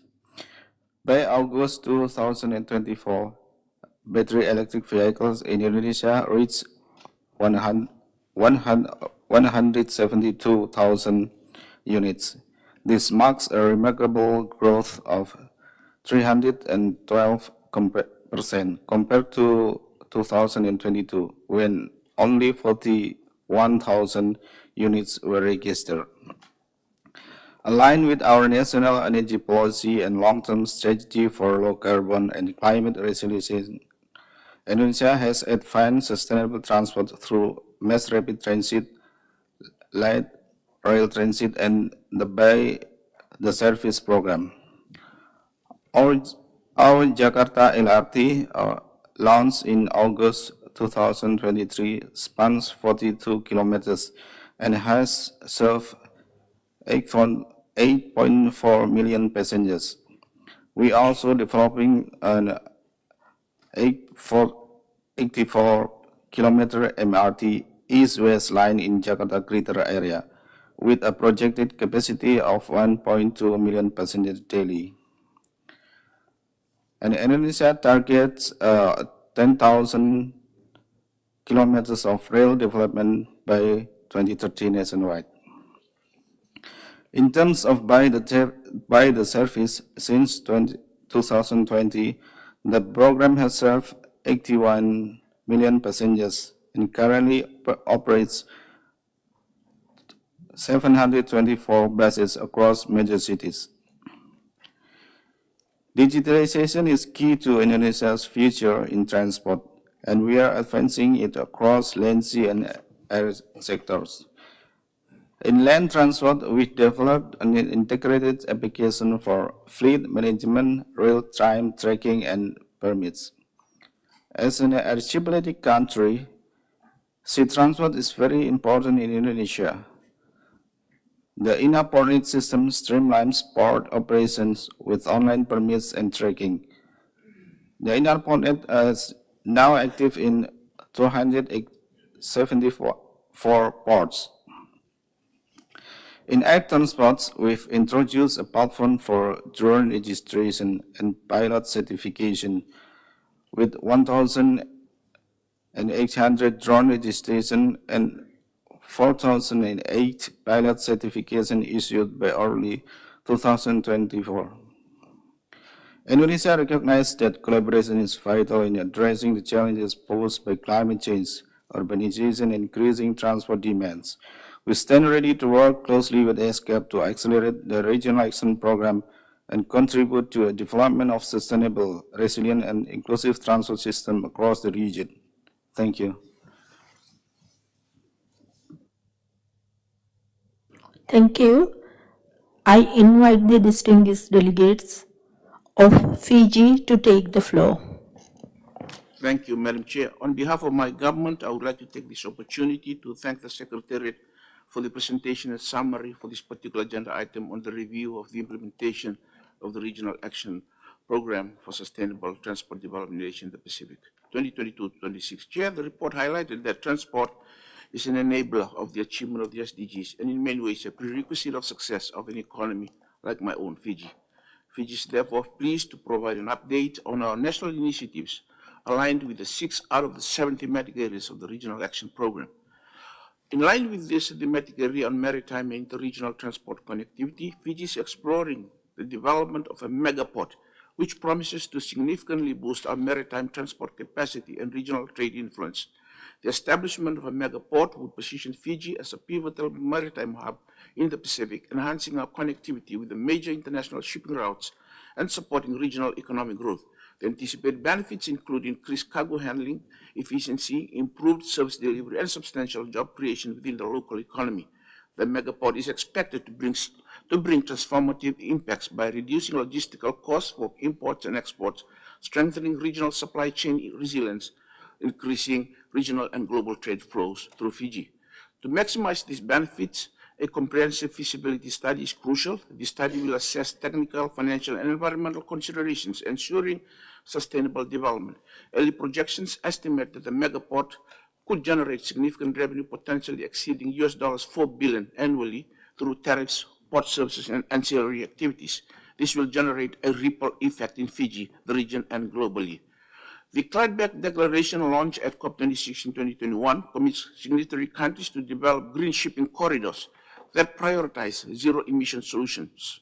Fiji affirmed its support for this initiative at the Oceans Conference in Panama in 2023, aligning it with national and regional sustainability goals to reduce carbon emissions in the maritime sector.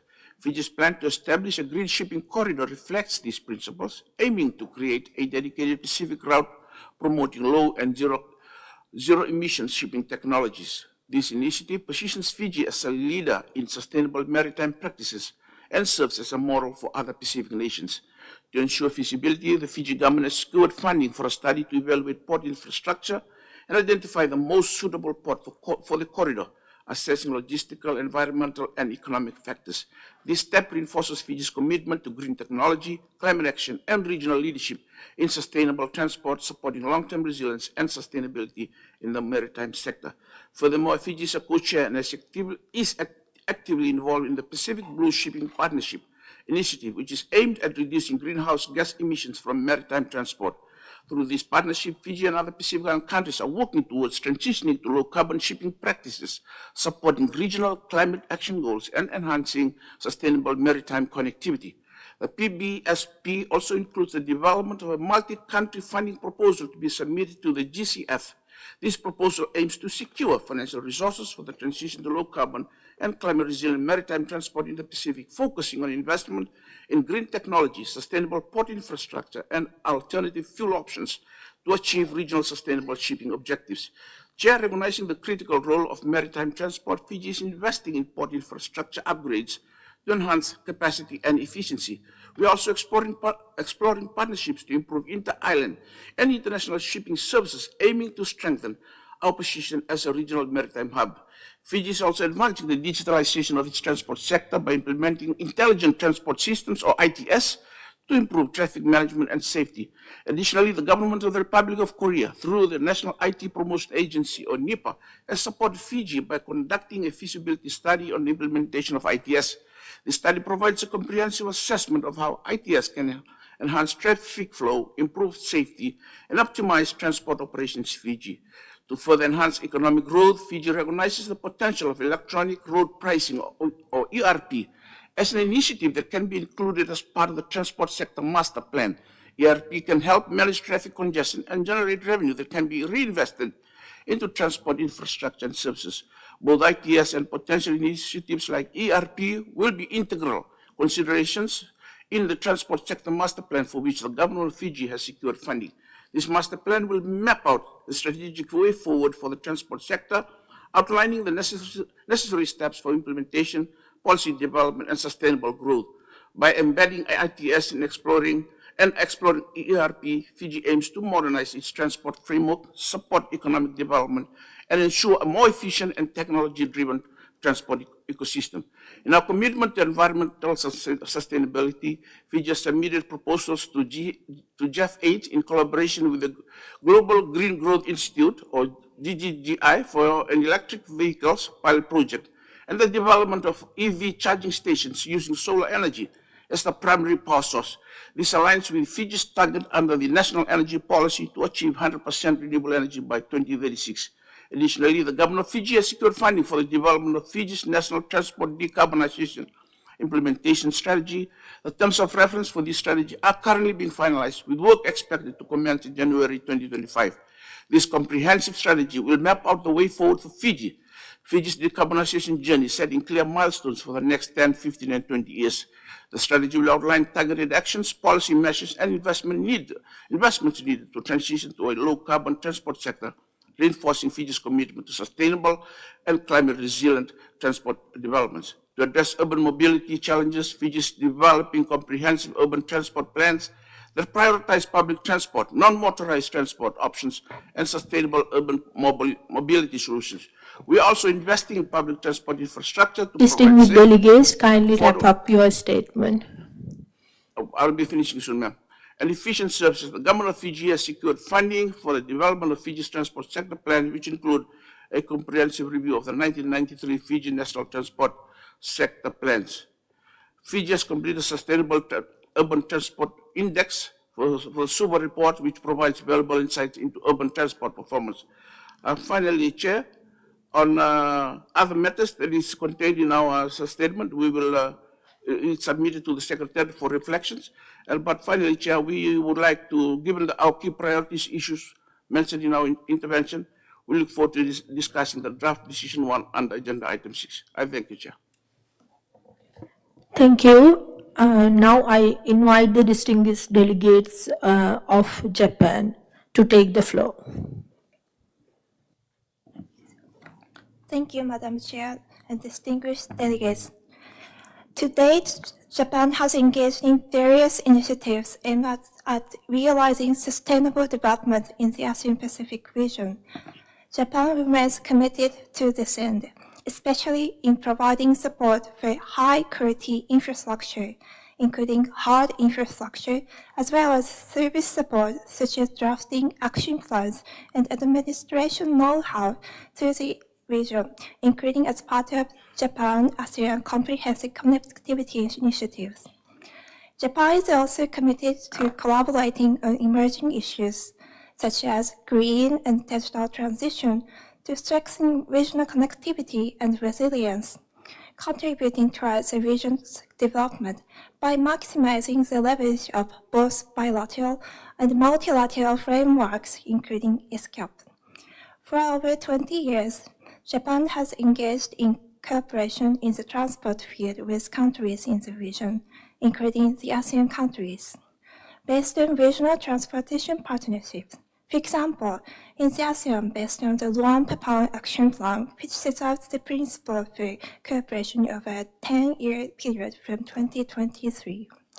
Japan is promoting 27 projects in the following 5 key areas, which is resilient supply chains, enhancing people-to-people connectivities, decarbonization and sustainable transport, inclusive and accessible transport, and safe and secure transport. With demand for freight transportation expected to increase worldwide, Japan would like to collaborate with member states on further enhancing connectivity, as safe and resilient international logistics in the ASEAN-Pacific region is becoming ever more important. Japan is keen to promoting pilot initiatives in the region for securing international logistics from the perspective of diversification and resilience. To conclude, Japan stands ready to collaborate with ESCAP member states in the identification of emerging issues and common challenges, and to consider ways forward. Thank you. Thank you, delegates from Japan. So I now open the floor for any other statements.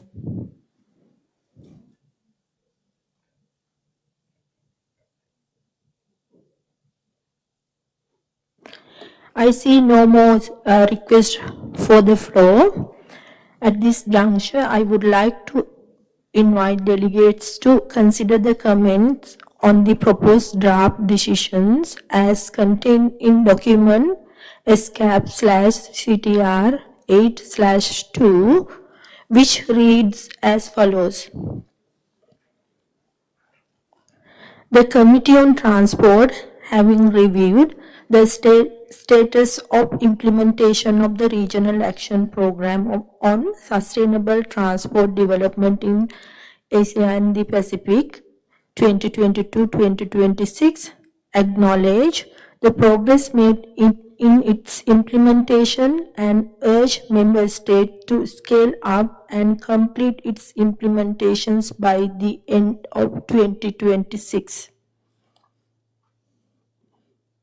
Would any delegates wish to intervene specifically on the text proposed? Distinguished delegates from Japan. Thank you, Madam Chair. We support the draft decision, but we would like to request for an inclusion at the end of the sentence as appropriate, given the various circumstances we all face. Thank you.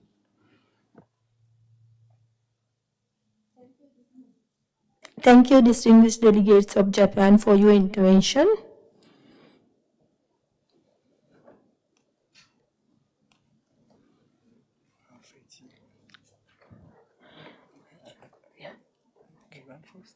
Yeah.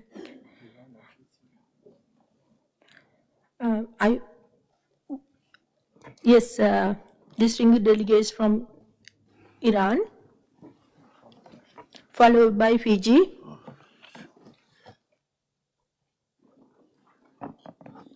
Thank you, Madam Chair. If possible, please reflect the text on the screen, and because the deliberation is more meaningful. And first of all, we support the decision one, but we have minor addition.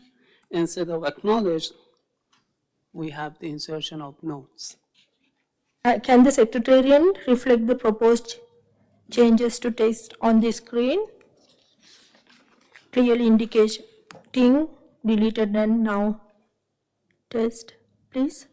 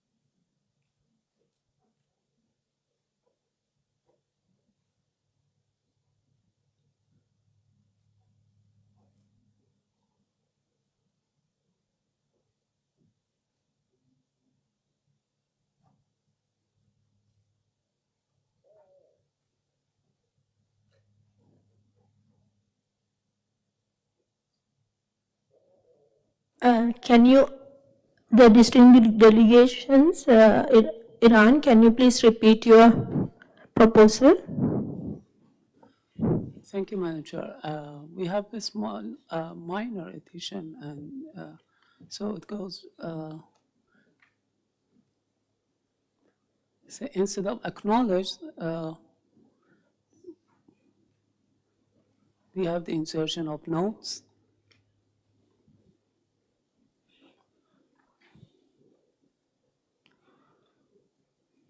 And of course, at the end, we support the language added by distinguished delegate of Japan. But if possible, we are going to add another language, and hopefully it is acceptable to all other delegates. At the end of the paragraph,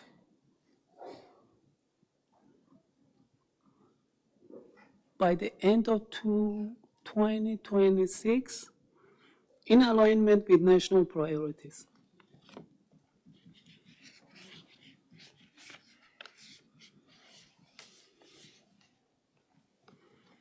Thank you, Madam Chair. Thank you, delegates from Iran, for your intervention. Now I would like to invite delegates from Fiji. Thank you, Madam Chair. Fiji also would like to support the common message in the draft decision with the two additions, two minor additions. After the word, if I can dictate now, after the word member states, comma, with assistance of relevant development partners, after the word member states, with the assistance of relevant development partners,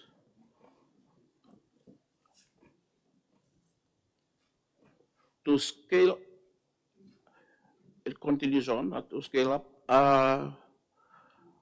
After the word scale up, can you insert the word cooperation?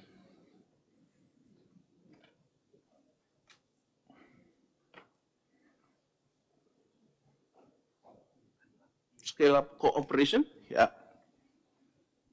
We have no difficulty with Iran's proposal. We can go along with that. And also with my good friend from Japan, if that can reflect that position. Thank you very much.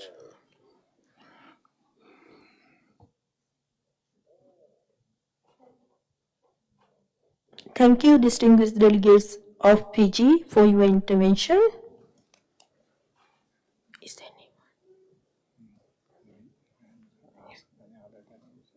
any other delegation?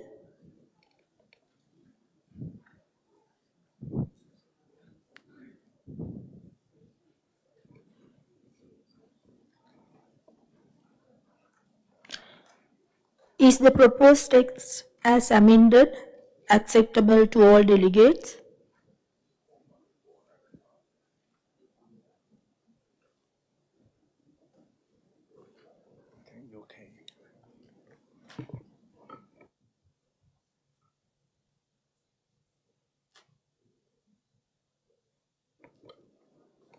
Delegates from United Kingdom. Thank you, Madam Chair, and apologies that my nameplate has such small font. Just appreciate the insertion of assistance of relevant development partners by the distinguished delegate from Fiji, but if I may recommend that that's changed to with assistance of relevant partners more broadly rather than development partners, just because I think we need to include private financiers, all of those that are involved in the $700 billion that are required in this area. So if I just recommend removing development and saying all relevant partners or all relevant stakeholders would also be acceptable. Thank you. Thank you, distinguished delegates of United Kingdom, for your intervention.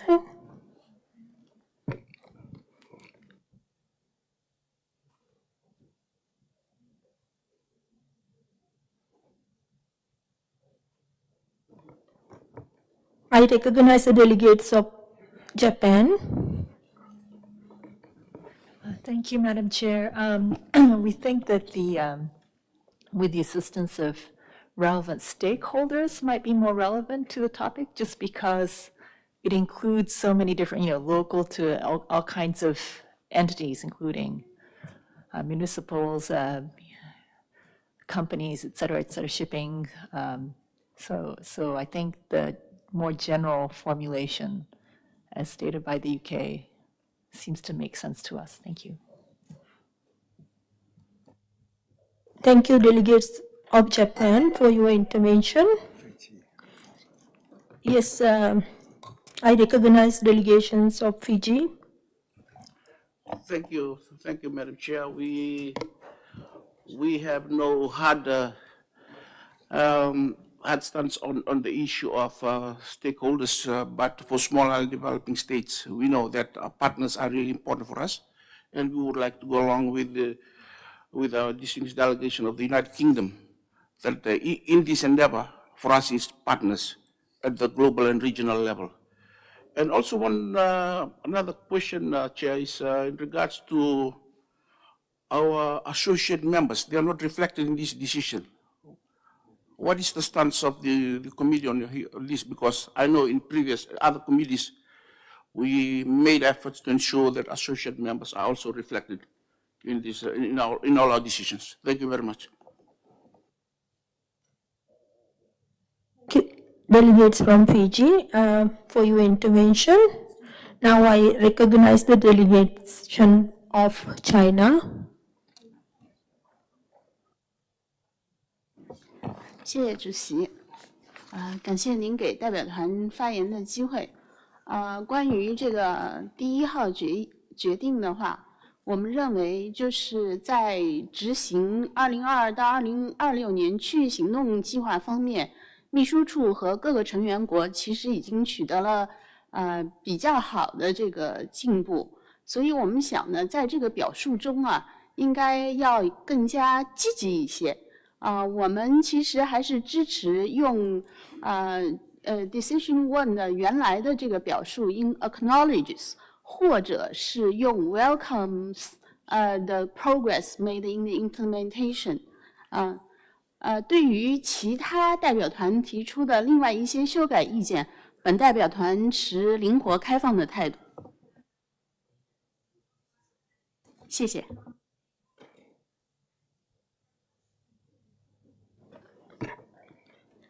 Thank you, distinguished delegates of China, for your intervention.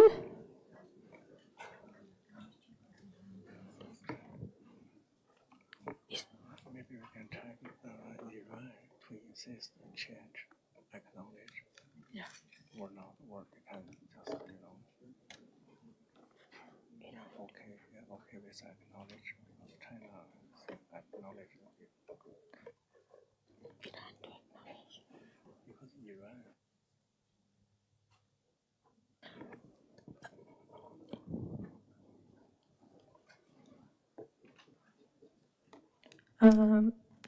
Is Iran acknowledge the test?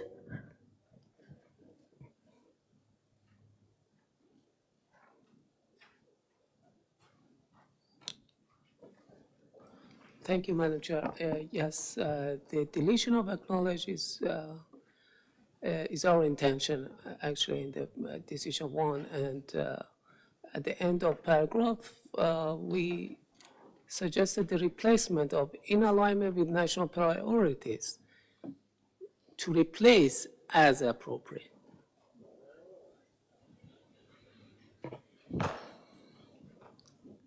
Thank you, Madam Chair. Yeah. Thank you. I recognize the delegates of United States of America.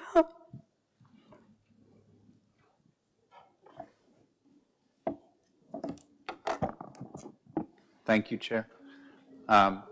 Just as we wade through these, I guess we'll put our marker down on.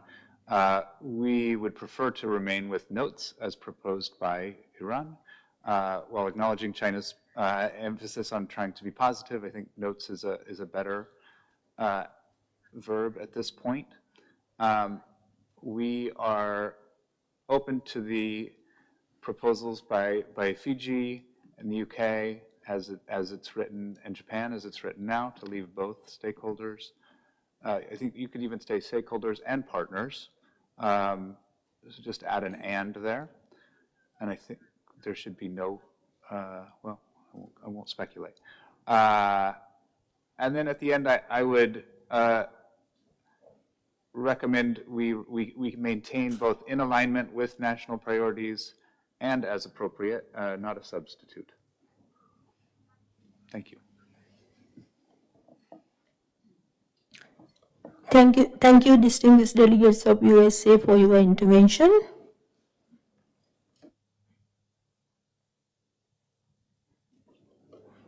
Any other proposal? I recognize the delegates of Russian Federation. Спасибо, госпожа председатель.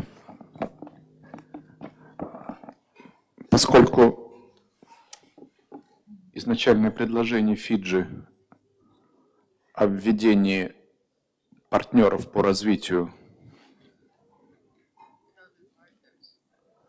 было заменено на предложение relevant stakeholders,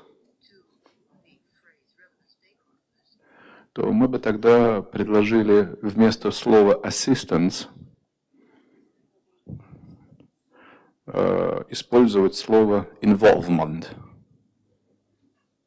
Спасибо.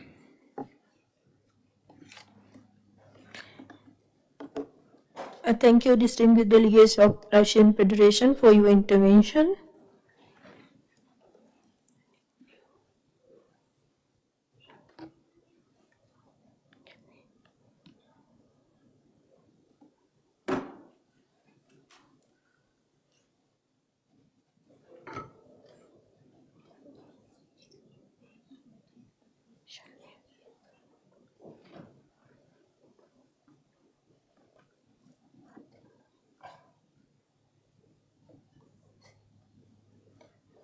If there is no any other proposal, is the proposal test as amended acceptable to all delegations?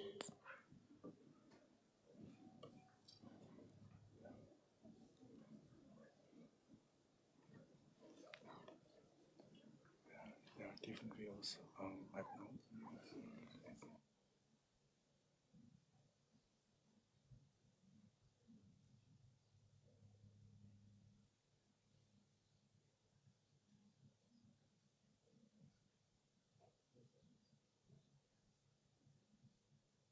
maybe we can ask because Iran and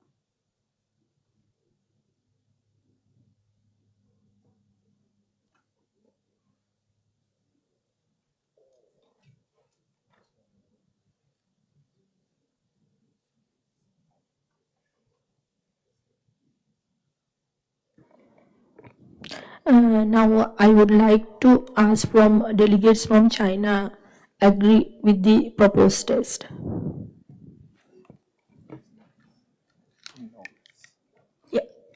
Yeah, the notes intervention by Iran and USA.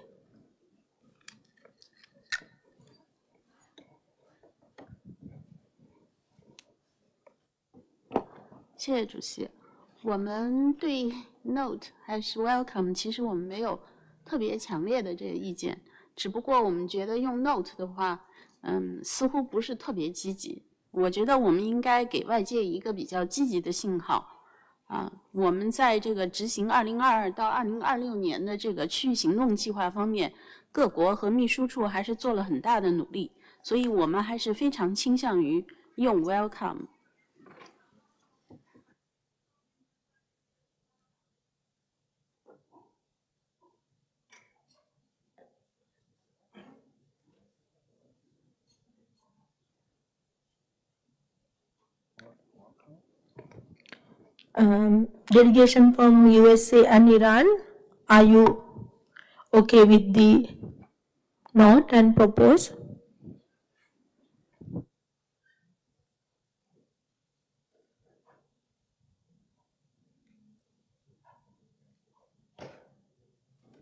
USA?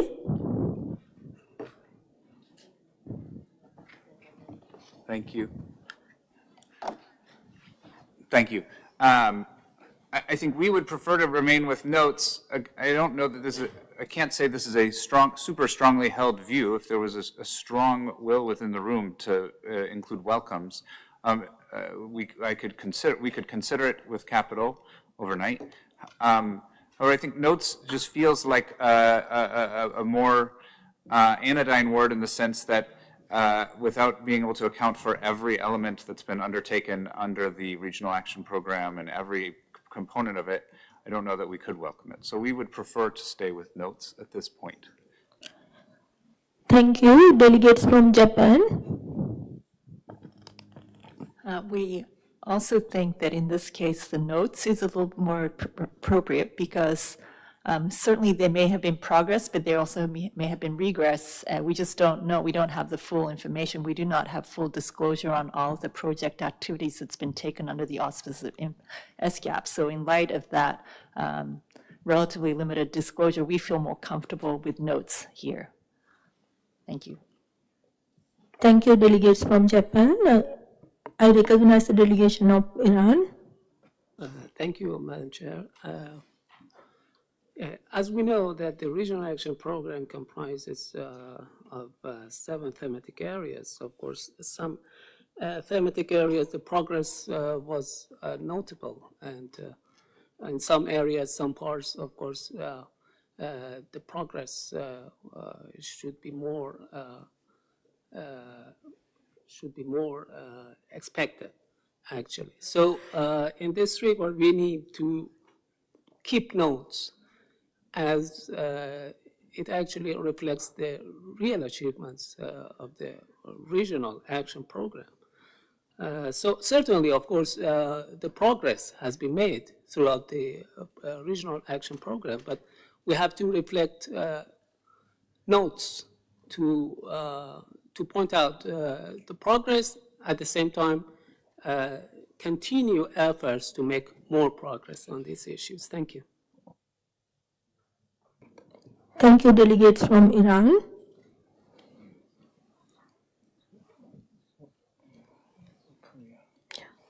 I recognize the delegations of Republic of Korea. Thank you, Madam Chair. Since it is my first time to attend this ESCAP Transport Committee, but I see the discussion of the topic very valuable and informative. Thank you for the whole leadership of the management and also secretariat. With respect to these issues, I do not have a very strong feeling. But first, respect to the last part, like in alignment with national priority and as appropriate. I think if we combine two elements in one place, it looks balanced. And second one, we can agree in the fifth line, state with involvement of relevant stakeholders and partners. I believe the point raised by the Fijian delegation respect to the expression of partners, I believe, based on my experience, partner is a very important because that's why we keep it the two. And finally, respect to that the third line, acknowledge, note, and welcome, but there is a slightly different feeling, notes and welcome. Both one could be a good options, but if there is a different view, different feeling for the each expression between notes and the welcome, if it is the case, we may think to take the expression suggested by the Secretariat, which I mean the acknowledges. So it could be also a certain neutral the expression accommodating two elements, notes and welcome as well. Thank you, Madam Chair.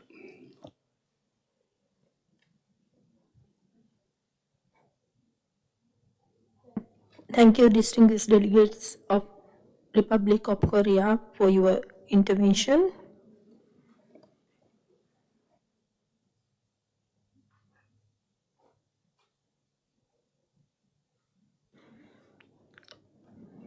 Any other propose?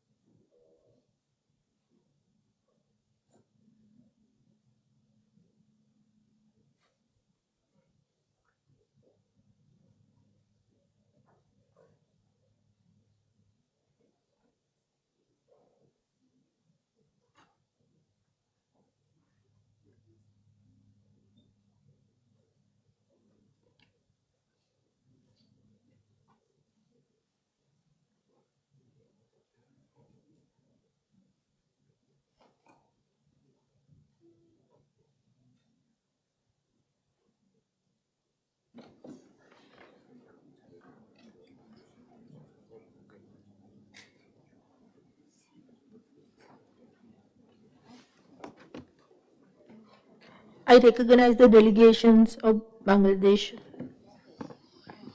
Thank you, Madam Chair. To help facilitate your work, our delegation would also see merit in what the delegation of the Republic of Korea just suggested. If welcome seems to be too strong a word of endorsement, then probably a more neutral expression would be acknowledges. This is kind of a regular practice in multilateral context. We have taken note of what was said by the delegation of Japan in particular. I think the text as it now stands kind of acknowledges the progress that has been made in implementing the regional program of action, but it also probably implicitly talks about the regresses or the slowdowns, because in the decision point, the Secretariat is asked to scale up cooperation and complete the implementation of the remaining work. So probably we have to take it in its entirety, the message that we are conveying through this decision, and there should be no harm in at least acknowledging the progress that has been made in implementation during the reporting period. So as a middle ground, we would suggest that we can revert to the word acknowledges and maybe finalize the decision. Thank you.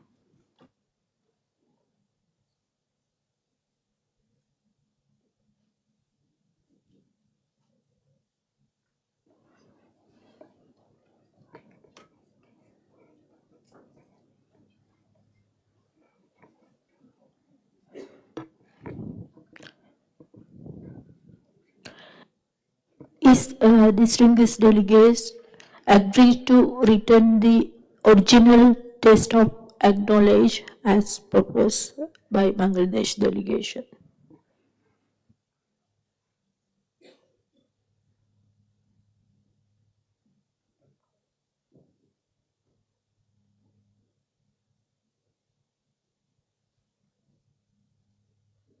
I recognize the delegation from China.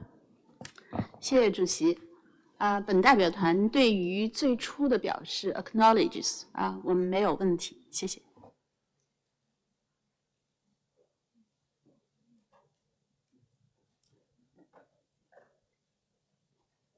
Thank you, distinguished delegates of China, for your intervention.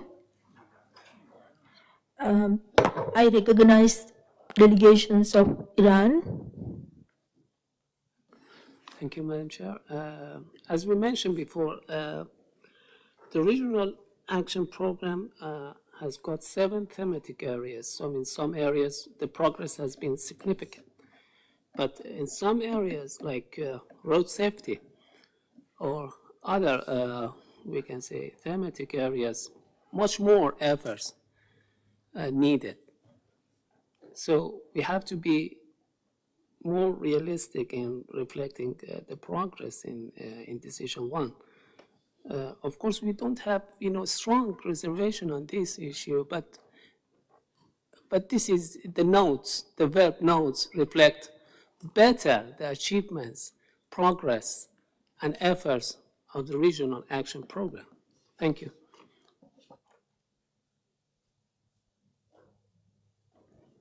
Thank you, delegates of Iran, for your intervention.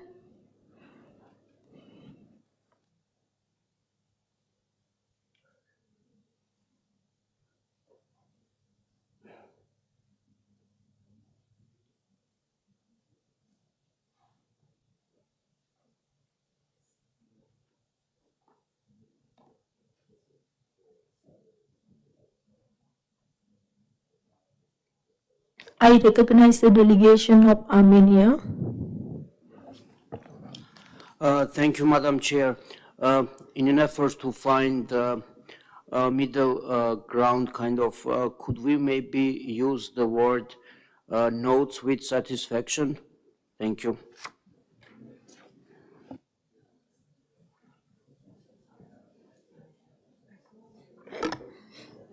Thank you, distinguished delegates of Armenia, for your intervention.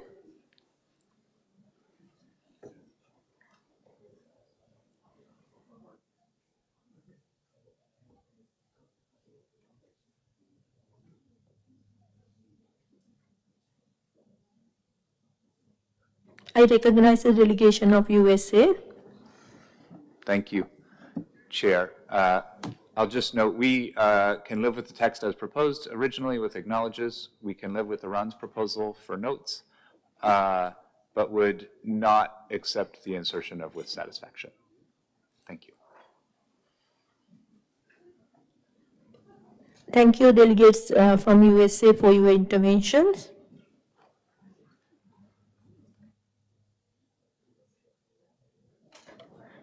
I recognize the delegations of Bangladesh. Thank you, Chair. Our feeling is that we are probably getting there.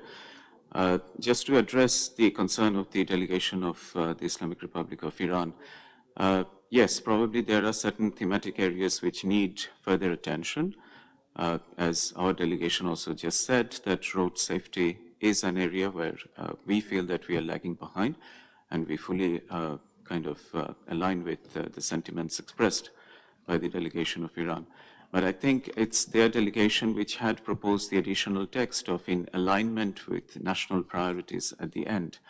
And that should also convey the message to the Secretariat that different national contexts of different priorities, perhaps it's road safety in Iran's case. So that should also assuage their concern that the Secretariat wouldn't become too complacent about its ongoing efforts.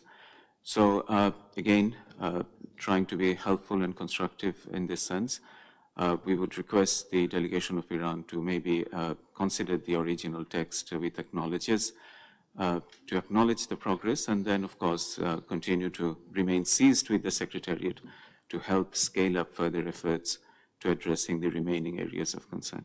Thank you. Thank you, delegates of Bangladesh, for your intervention.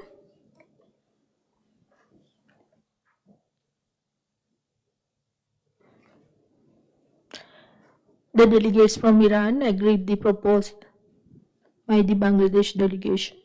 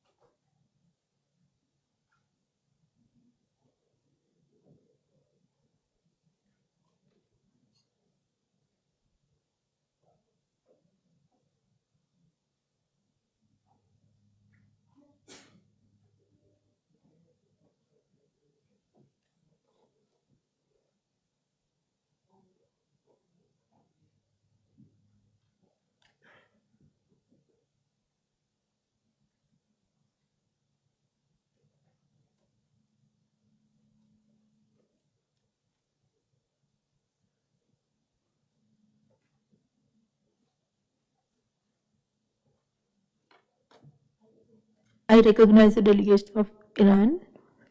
Thank you, Madam Chair. For us, the meaning of acknowledge is the same with the satisfaction, which is we are not agreed to keep in the text. So acknowledge and with satisfaction has got the same meaning for our delegation. So we keep notes, referring to notes in this paragraph. Thank you.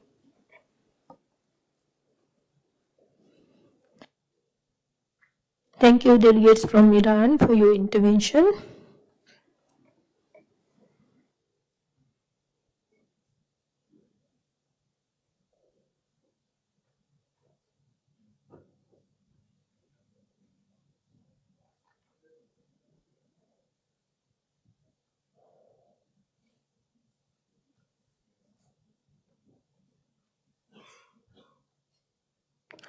Is any all delegation agreed the words of notes?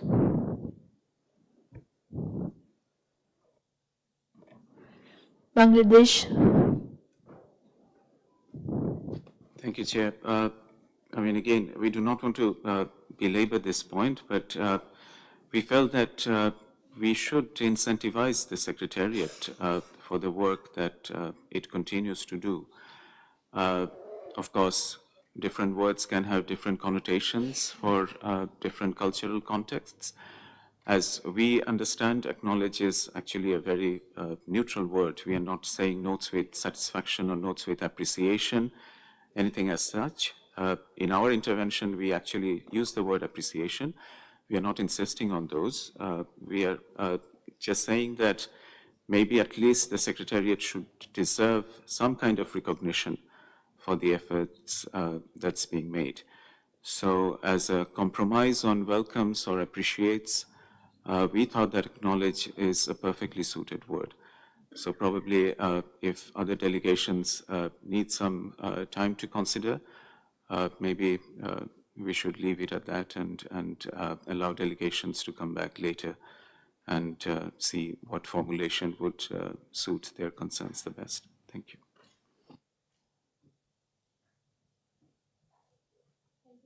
Thank you, delegates of Bangladesh, for your intervention.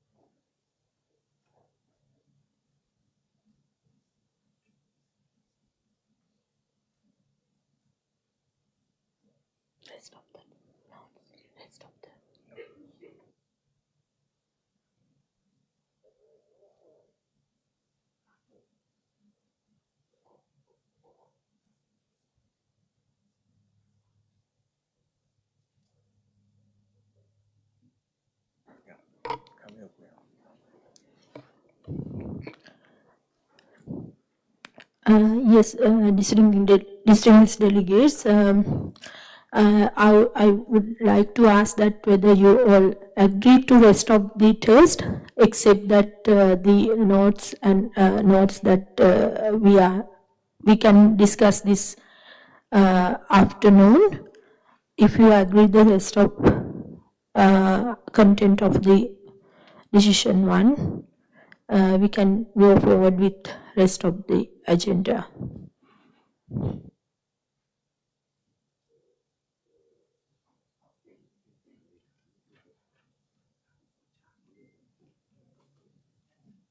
just clean the text. Yeah, the second part of the text. Yes, I recognize the delegation of Japan.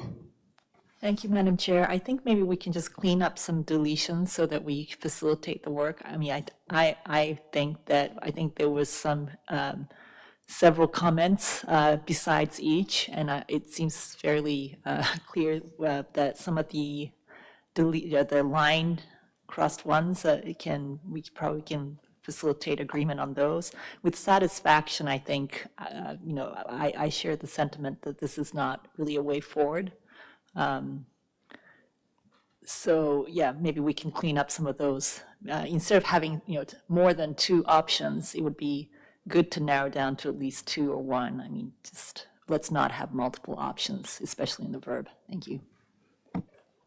Thank you, delegates from Japan, for your intervention.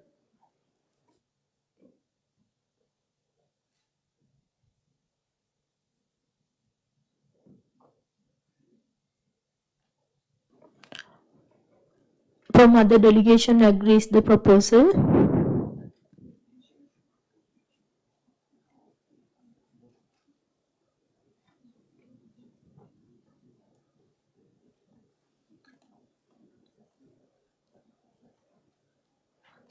Coming with a whole. Yes,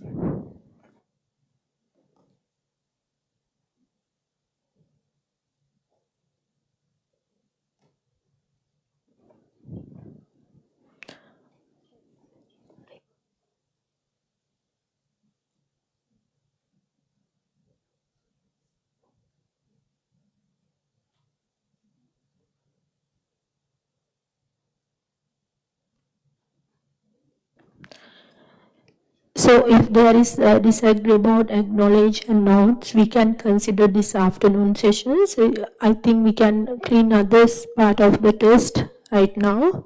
All other delegates are agreed for that.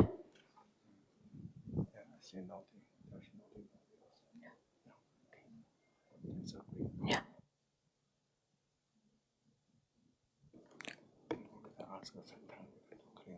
Yes.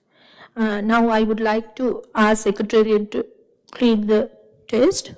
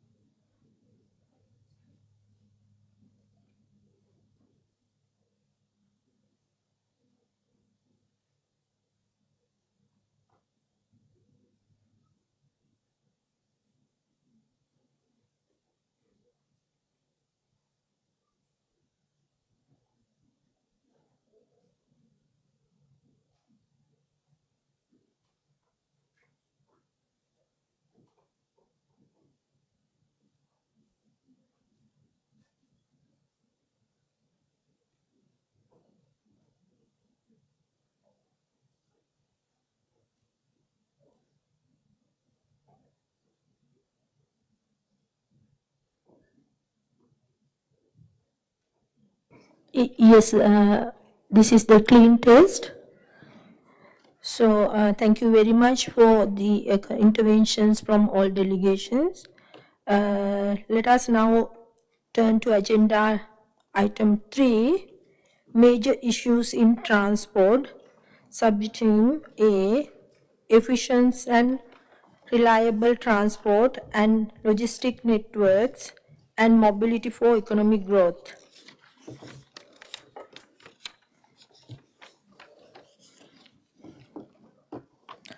The document issues in connections with this agenda item is ESCAP/CTR 8/3 and describe developments in land and maritime transport connectivity in Asia and the Pacific, as well as developments in the interregional transport connectivity that influence the resilience and efficiency of international freight operations in the context of the implementation of the Regional Action Program.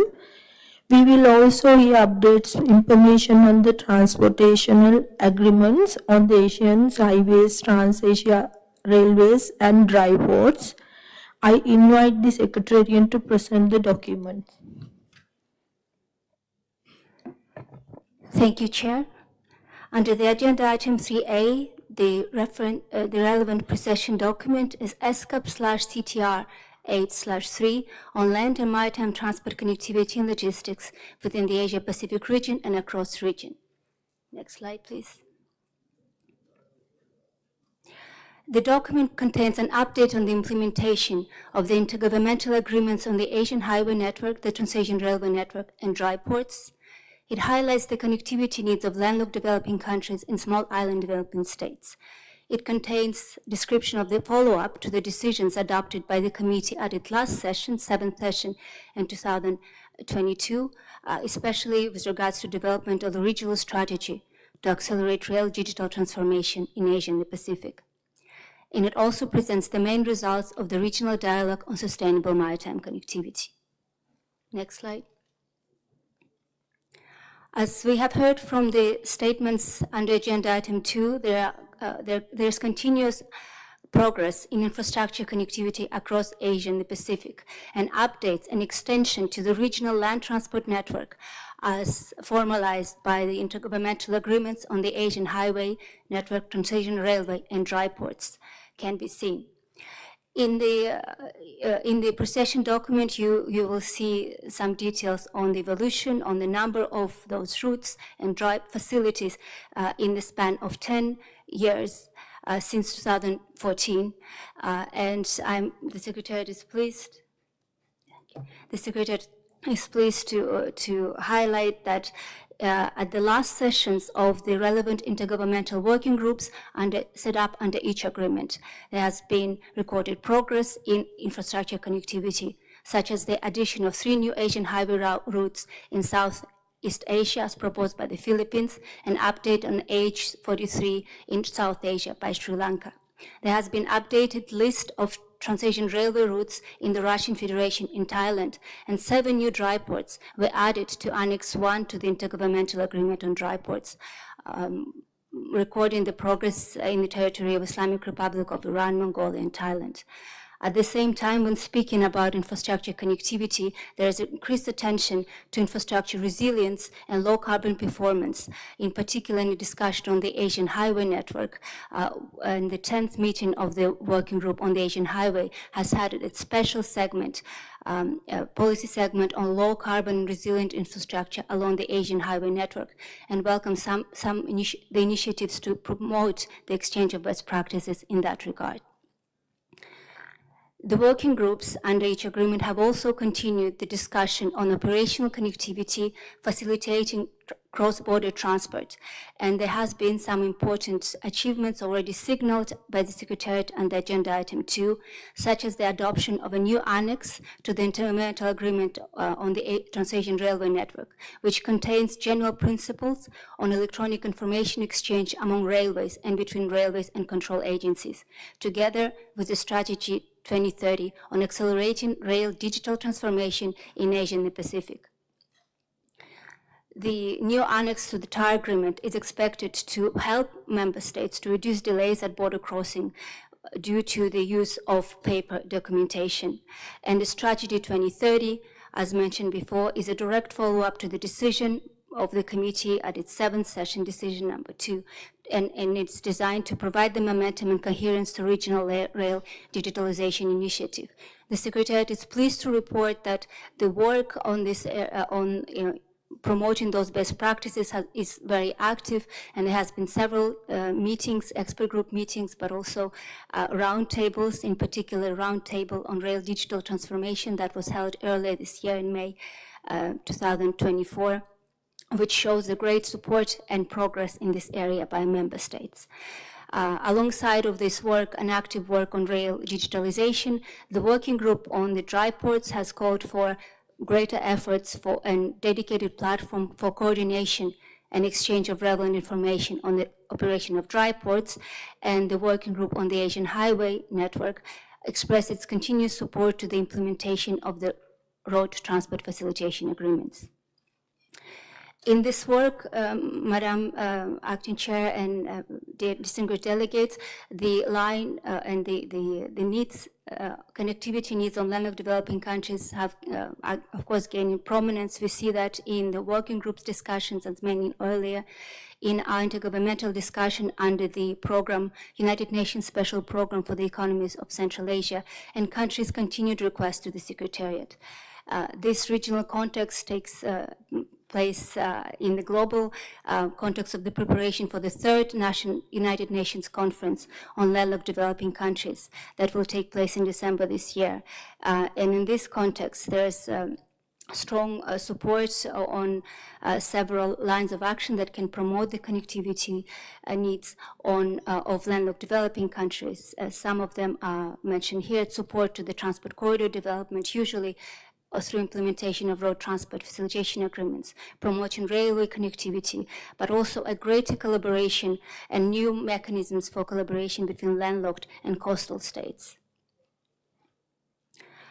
Alongside of the work on sustainable land transport connectivity, the sustainable maritime connectivity in Asia and the Pacific is also a priority for the Regional Action Program. The Asia Pacific, as you know, is where more than half of global trade originates, transits, or terminates. And in the light of this great importance of the region, and pursuant both the Commission Resolution 76/1 and the Regional Action Program itself, the Secretariat has been supporting systematic regional dialogue on sustainable and resilient maritime connectivity and producing analytical reports on port and maritime development.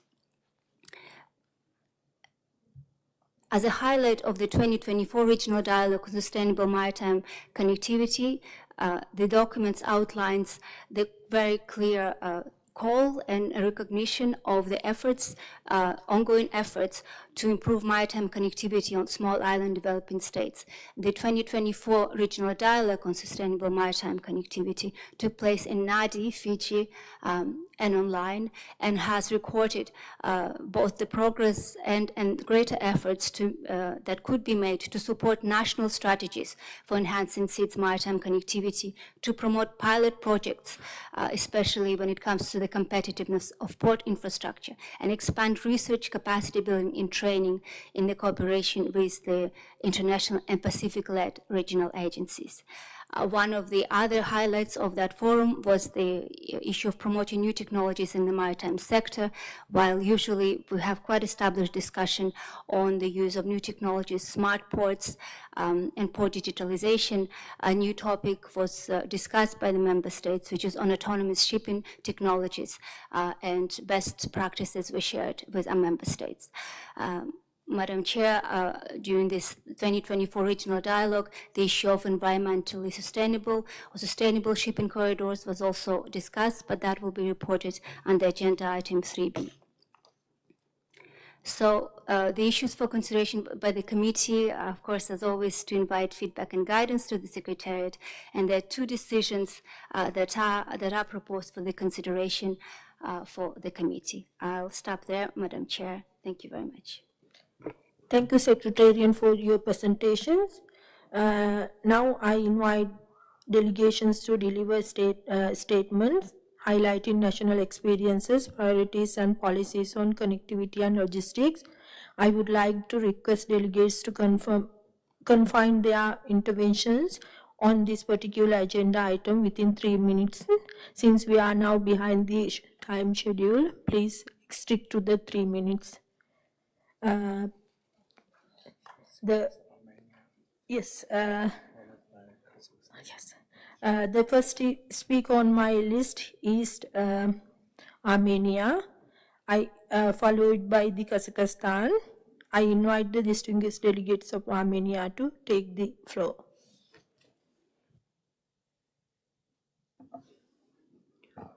Thank you, Madam Chair. Digitalization is critical to the efficiency and resilience of our transport systems. Armenia is implementing several initiatives to digitize customs procedures, streamline logistics management, and improve data interoperability across borders. These measures will reduce administrative costs, improve transparency and responsiveness, making transport more accessible and reliable for all users. An important prerequisite for the development of international transport cooperation is the development of digital transport corridors, which will facilitate the process of information exchange at all stages of transportation, air, road, rail, and sea. Within the framework of the Eurasian Economic Union, the showcase of national services of the ecosystem of digital transport corridors is being created in the Republic of Armenia, which will make it possible to publish information about digital services, provide users with access to information about electronic services, and contribute to the digitalization of transport and logistics services. The introduction of unified information exchange systems is one of the key measures for facilitation of the implementation of interstate cargo transportation. Within the framework of the European Union for Armenia's Digital Agenda program, the one-stop, one-window foreign trade platform has been introduced at the border checkpoints of Armenia. Efforts are underway to introduce a new electronic road toll collection system in order to reduce the time of cargo transportation through information systems, make the necessary payments online, and reduce administrative work. I thank you. Thank you, delegates from Armenia. Now I would like to invite distinguished delegates from Kazakhstan, followed by Indonesia, to take the floor. Thank you very much, Madam Chair. Currently, one of the priority areas for the development of the economy of Kazakhstan is the transport and transit sector. And against the background of global changes in trade routes, and its role has grown even more. To this end, we are working to establish new transport corridors, in particular in the direction of South and Southeast Asia, the Persian Gulf, as well as increase cargo traffic in the direction of Turkey and Iran. Today, actually, there are 5 international transport corridors in our country. One is a Northern Corridor of the Trans-Asian Railway, the Central Asian Corridor, the Southern Corridor of the Trans-Asian Railway, and Trans-Caspian International Transport Road. However, the possibilities of this road are limited by the existing infrastructure, both of the territory of Kazakhstan and along the entire road, which was shown by the growing volume of cargo transportation. In order to increase the capacity of middle corridor, as well as to eliminate the bottlenecks of the road, road map for the simultaneous elimination of bottlenecks on the middle corridor in the territories of Kazakhstan, Azerbaijan, Turkey, and Georgia have been implemented since November 2022. The roadmap provides for measures to improve infrastructure and terminal facilities, expand port capacities, increase rolling stock, remove administrative barriers, and other conditions. We predict that all these measures will increase the capacity of middle corridor to 10 million tons per year by 2027. The implementation of the projects will allow, first of all, to unload our stations, connect some districts to main railway network, and expand the transit potential and access to Iran, Afghanistan, and Pakistan and India. The North-South corridor. Another promising direction is the North-South corridor, which connects the Russian Federation and with Iran, the countries of the Persian Gulf and India. And in addition, at present, the Kazakhstan-Turkmenistan-Iran railway road connects China with Iran directly through us. We predict that the volume of transit traffic at the end of this year through Kazakhstan will amount to almost 40 million tons.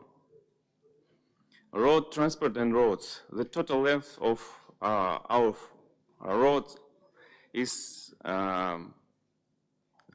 of 8 automobile transit corridors is 14,000 kilometers. In general, of all corridors, we are operating at full capacity. In some sections, reconstruction is underway, which is planned to be completed by 2030. All transit cargo traffic is concentrated at automobile checkpoints on the state border. The so-called bottlenecks are observed in some checkpoints due to exceeding an average daily capacity. So to reduce transport costs and reduce the time of crossing the border. District delegates, kindly conclude your statement. Okay. As a result of implementation of concept, the volume of transit through the territory of the Republic of Kazakhstan will be increased to 35 million tons, including the container transit up to 2 million containers by 2030. And we implement all measures to develop the transport industry and establish Kazakhstan as a transit and logistic hub in the region. Thank you very much for your attention. Thank you, delegates from Kazakhstan. Now I would like to invite distinguished delegates from Indonesia, followed by United Kingdom from Great Britain and Northern Ireland, to take the floor.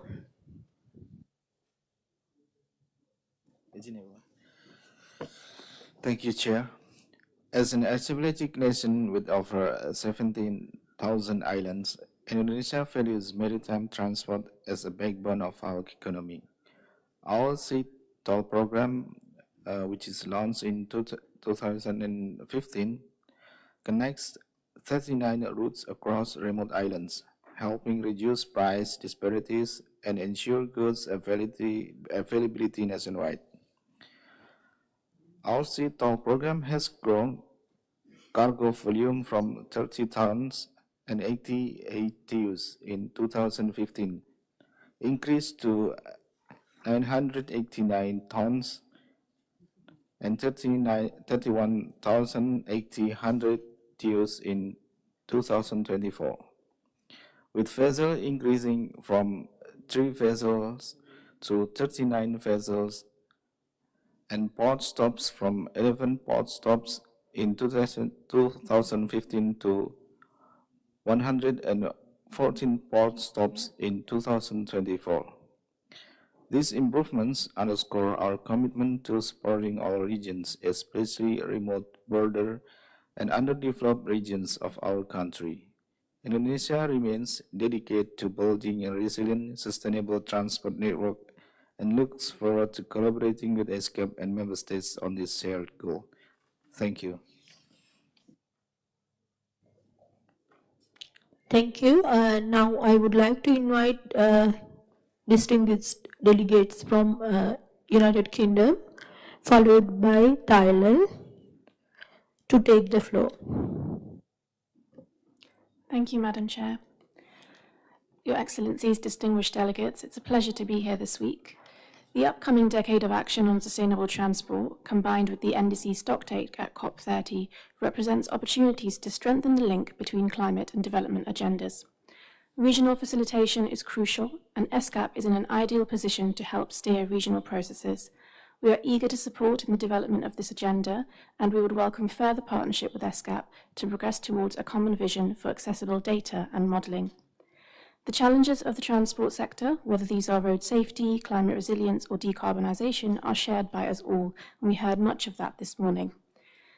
The UK's Foreign Secretary, in his first major speech, highlighted the centrality of partnerships and noted the UK's guarantee for the Asian Development Bank aimed at unlocking 1.2 billion of climate finance, with ADB's transport portfolio over 5% of overall lend. This is significant for transport in the region. On to efficient and resilient transport and logistic networks.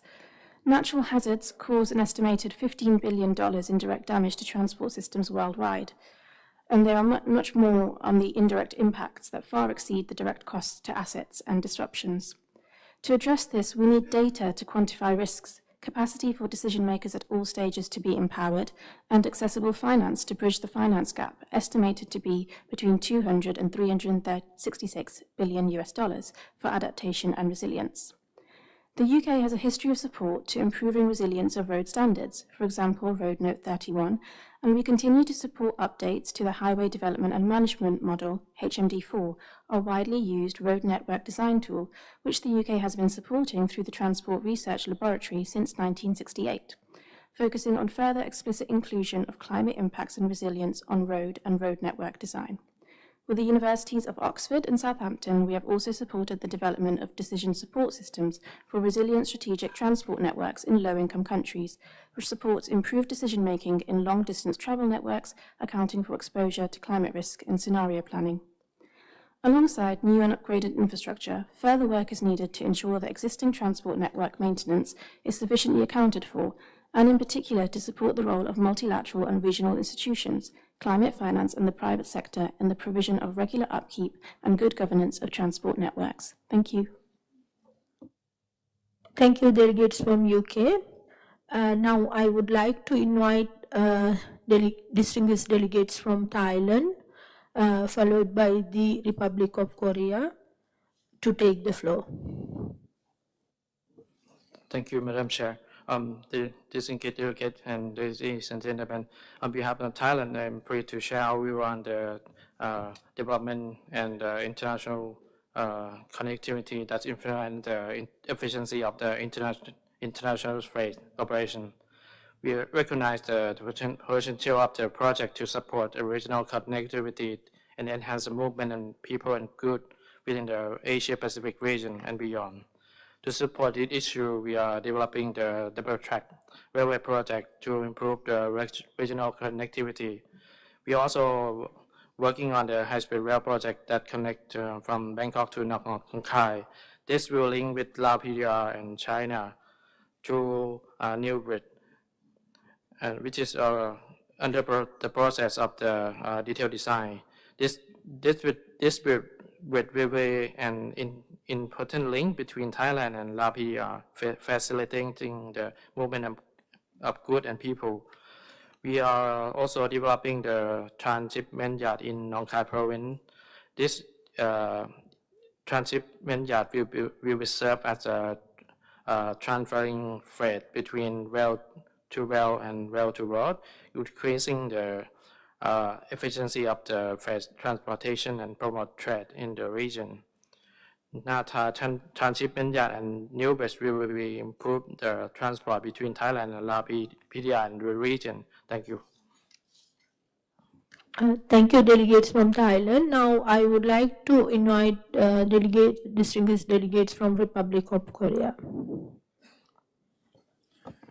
Honorable Chair, Excellencies, ladies and gentlemen, the Asia-Pacific region accounts for 45% of global international trade, with 89% of this trade conducted through maritime transport. Therefore, strengthening maritime connectivity between countries is essential for the sustainable development of the region.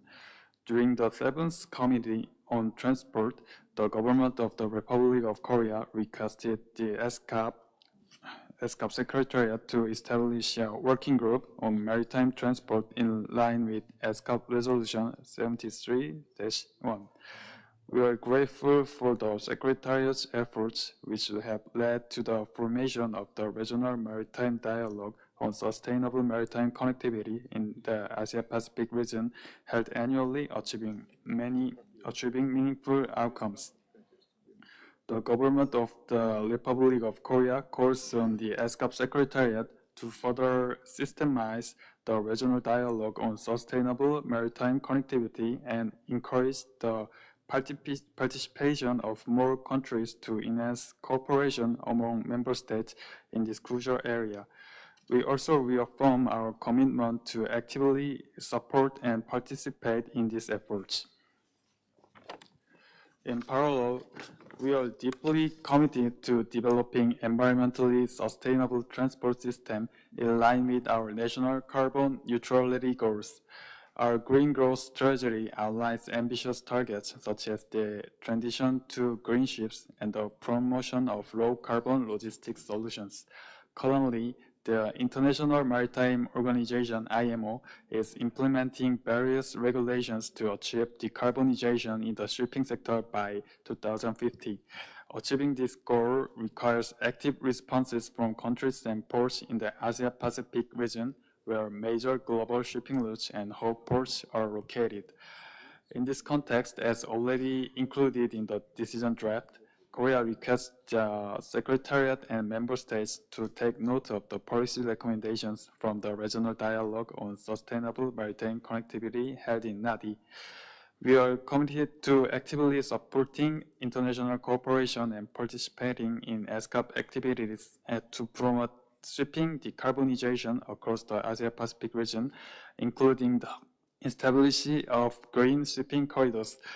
Furthermore, the Korean government has declared its intention to contribute to the connection of green shipping routes worldwide based on our eco-friendly shipping solutions. In line with this, we developed and launched our global green shipping corridor strategy last July. We also request the Secretariat to continue organizing initiatives like the Sustainable Ports Network event held during this Transport Committee session to facilitate ongoing intergovernmental discussions on shipping decarbonization across the Asia-Pacific region. Thank you. Thank you, delegates from Republic of Korea. Now I would like to invite distinguished delegates from Japan. Thank you, Chair.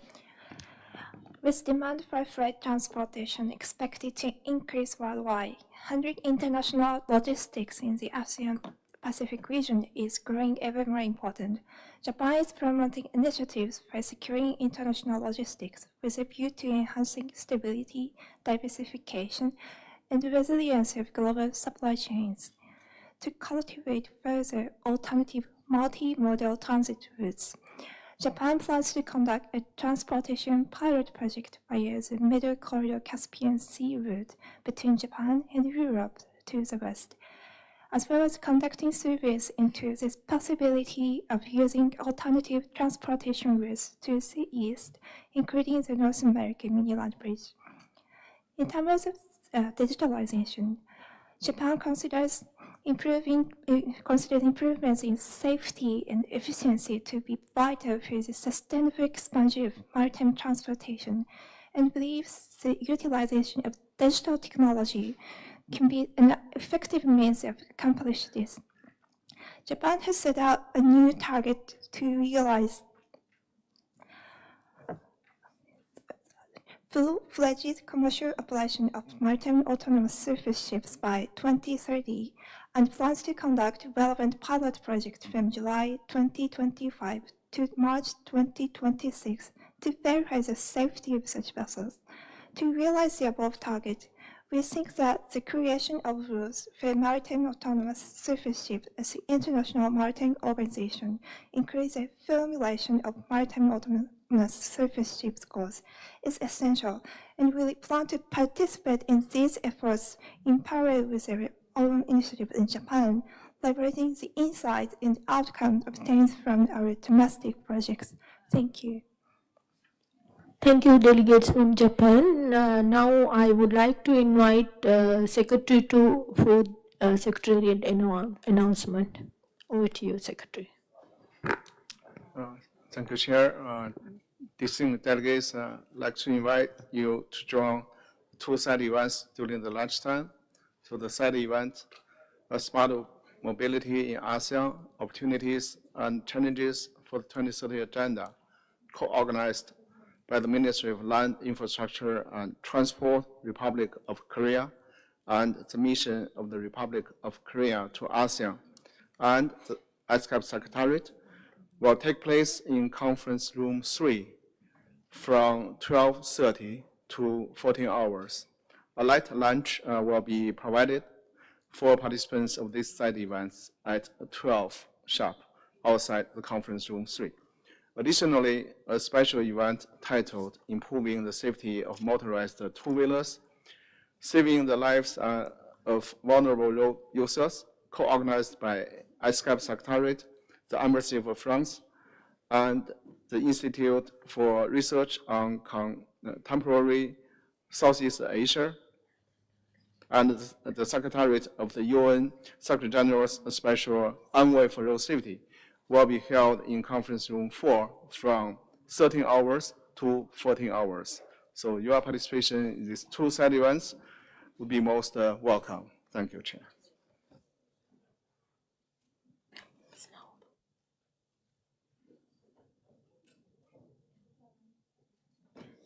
Distinguished delegates, now we adjourn the sessions.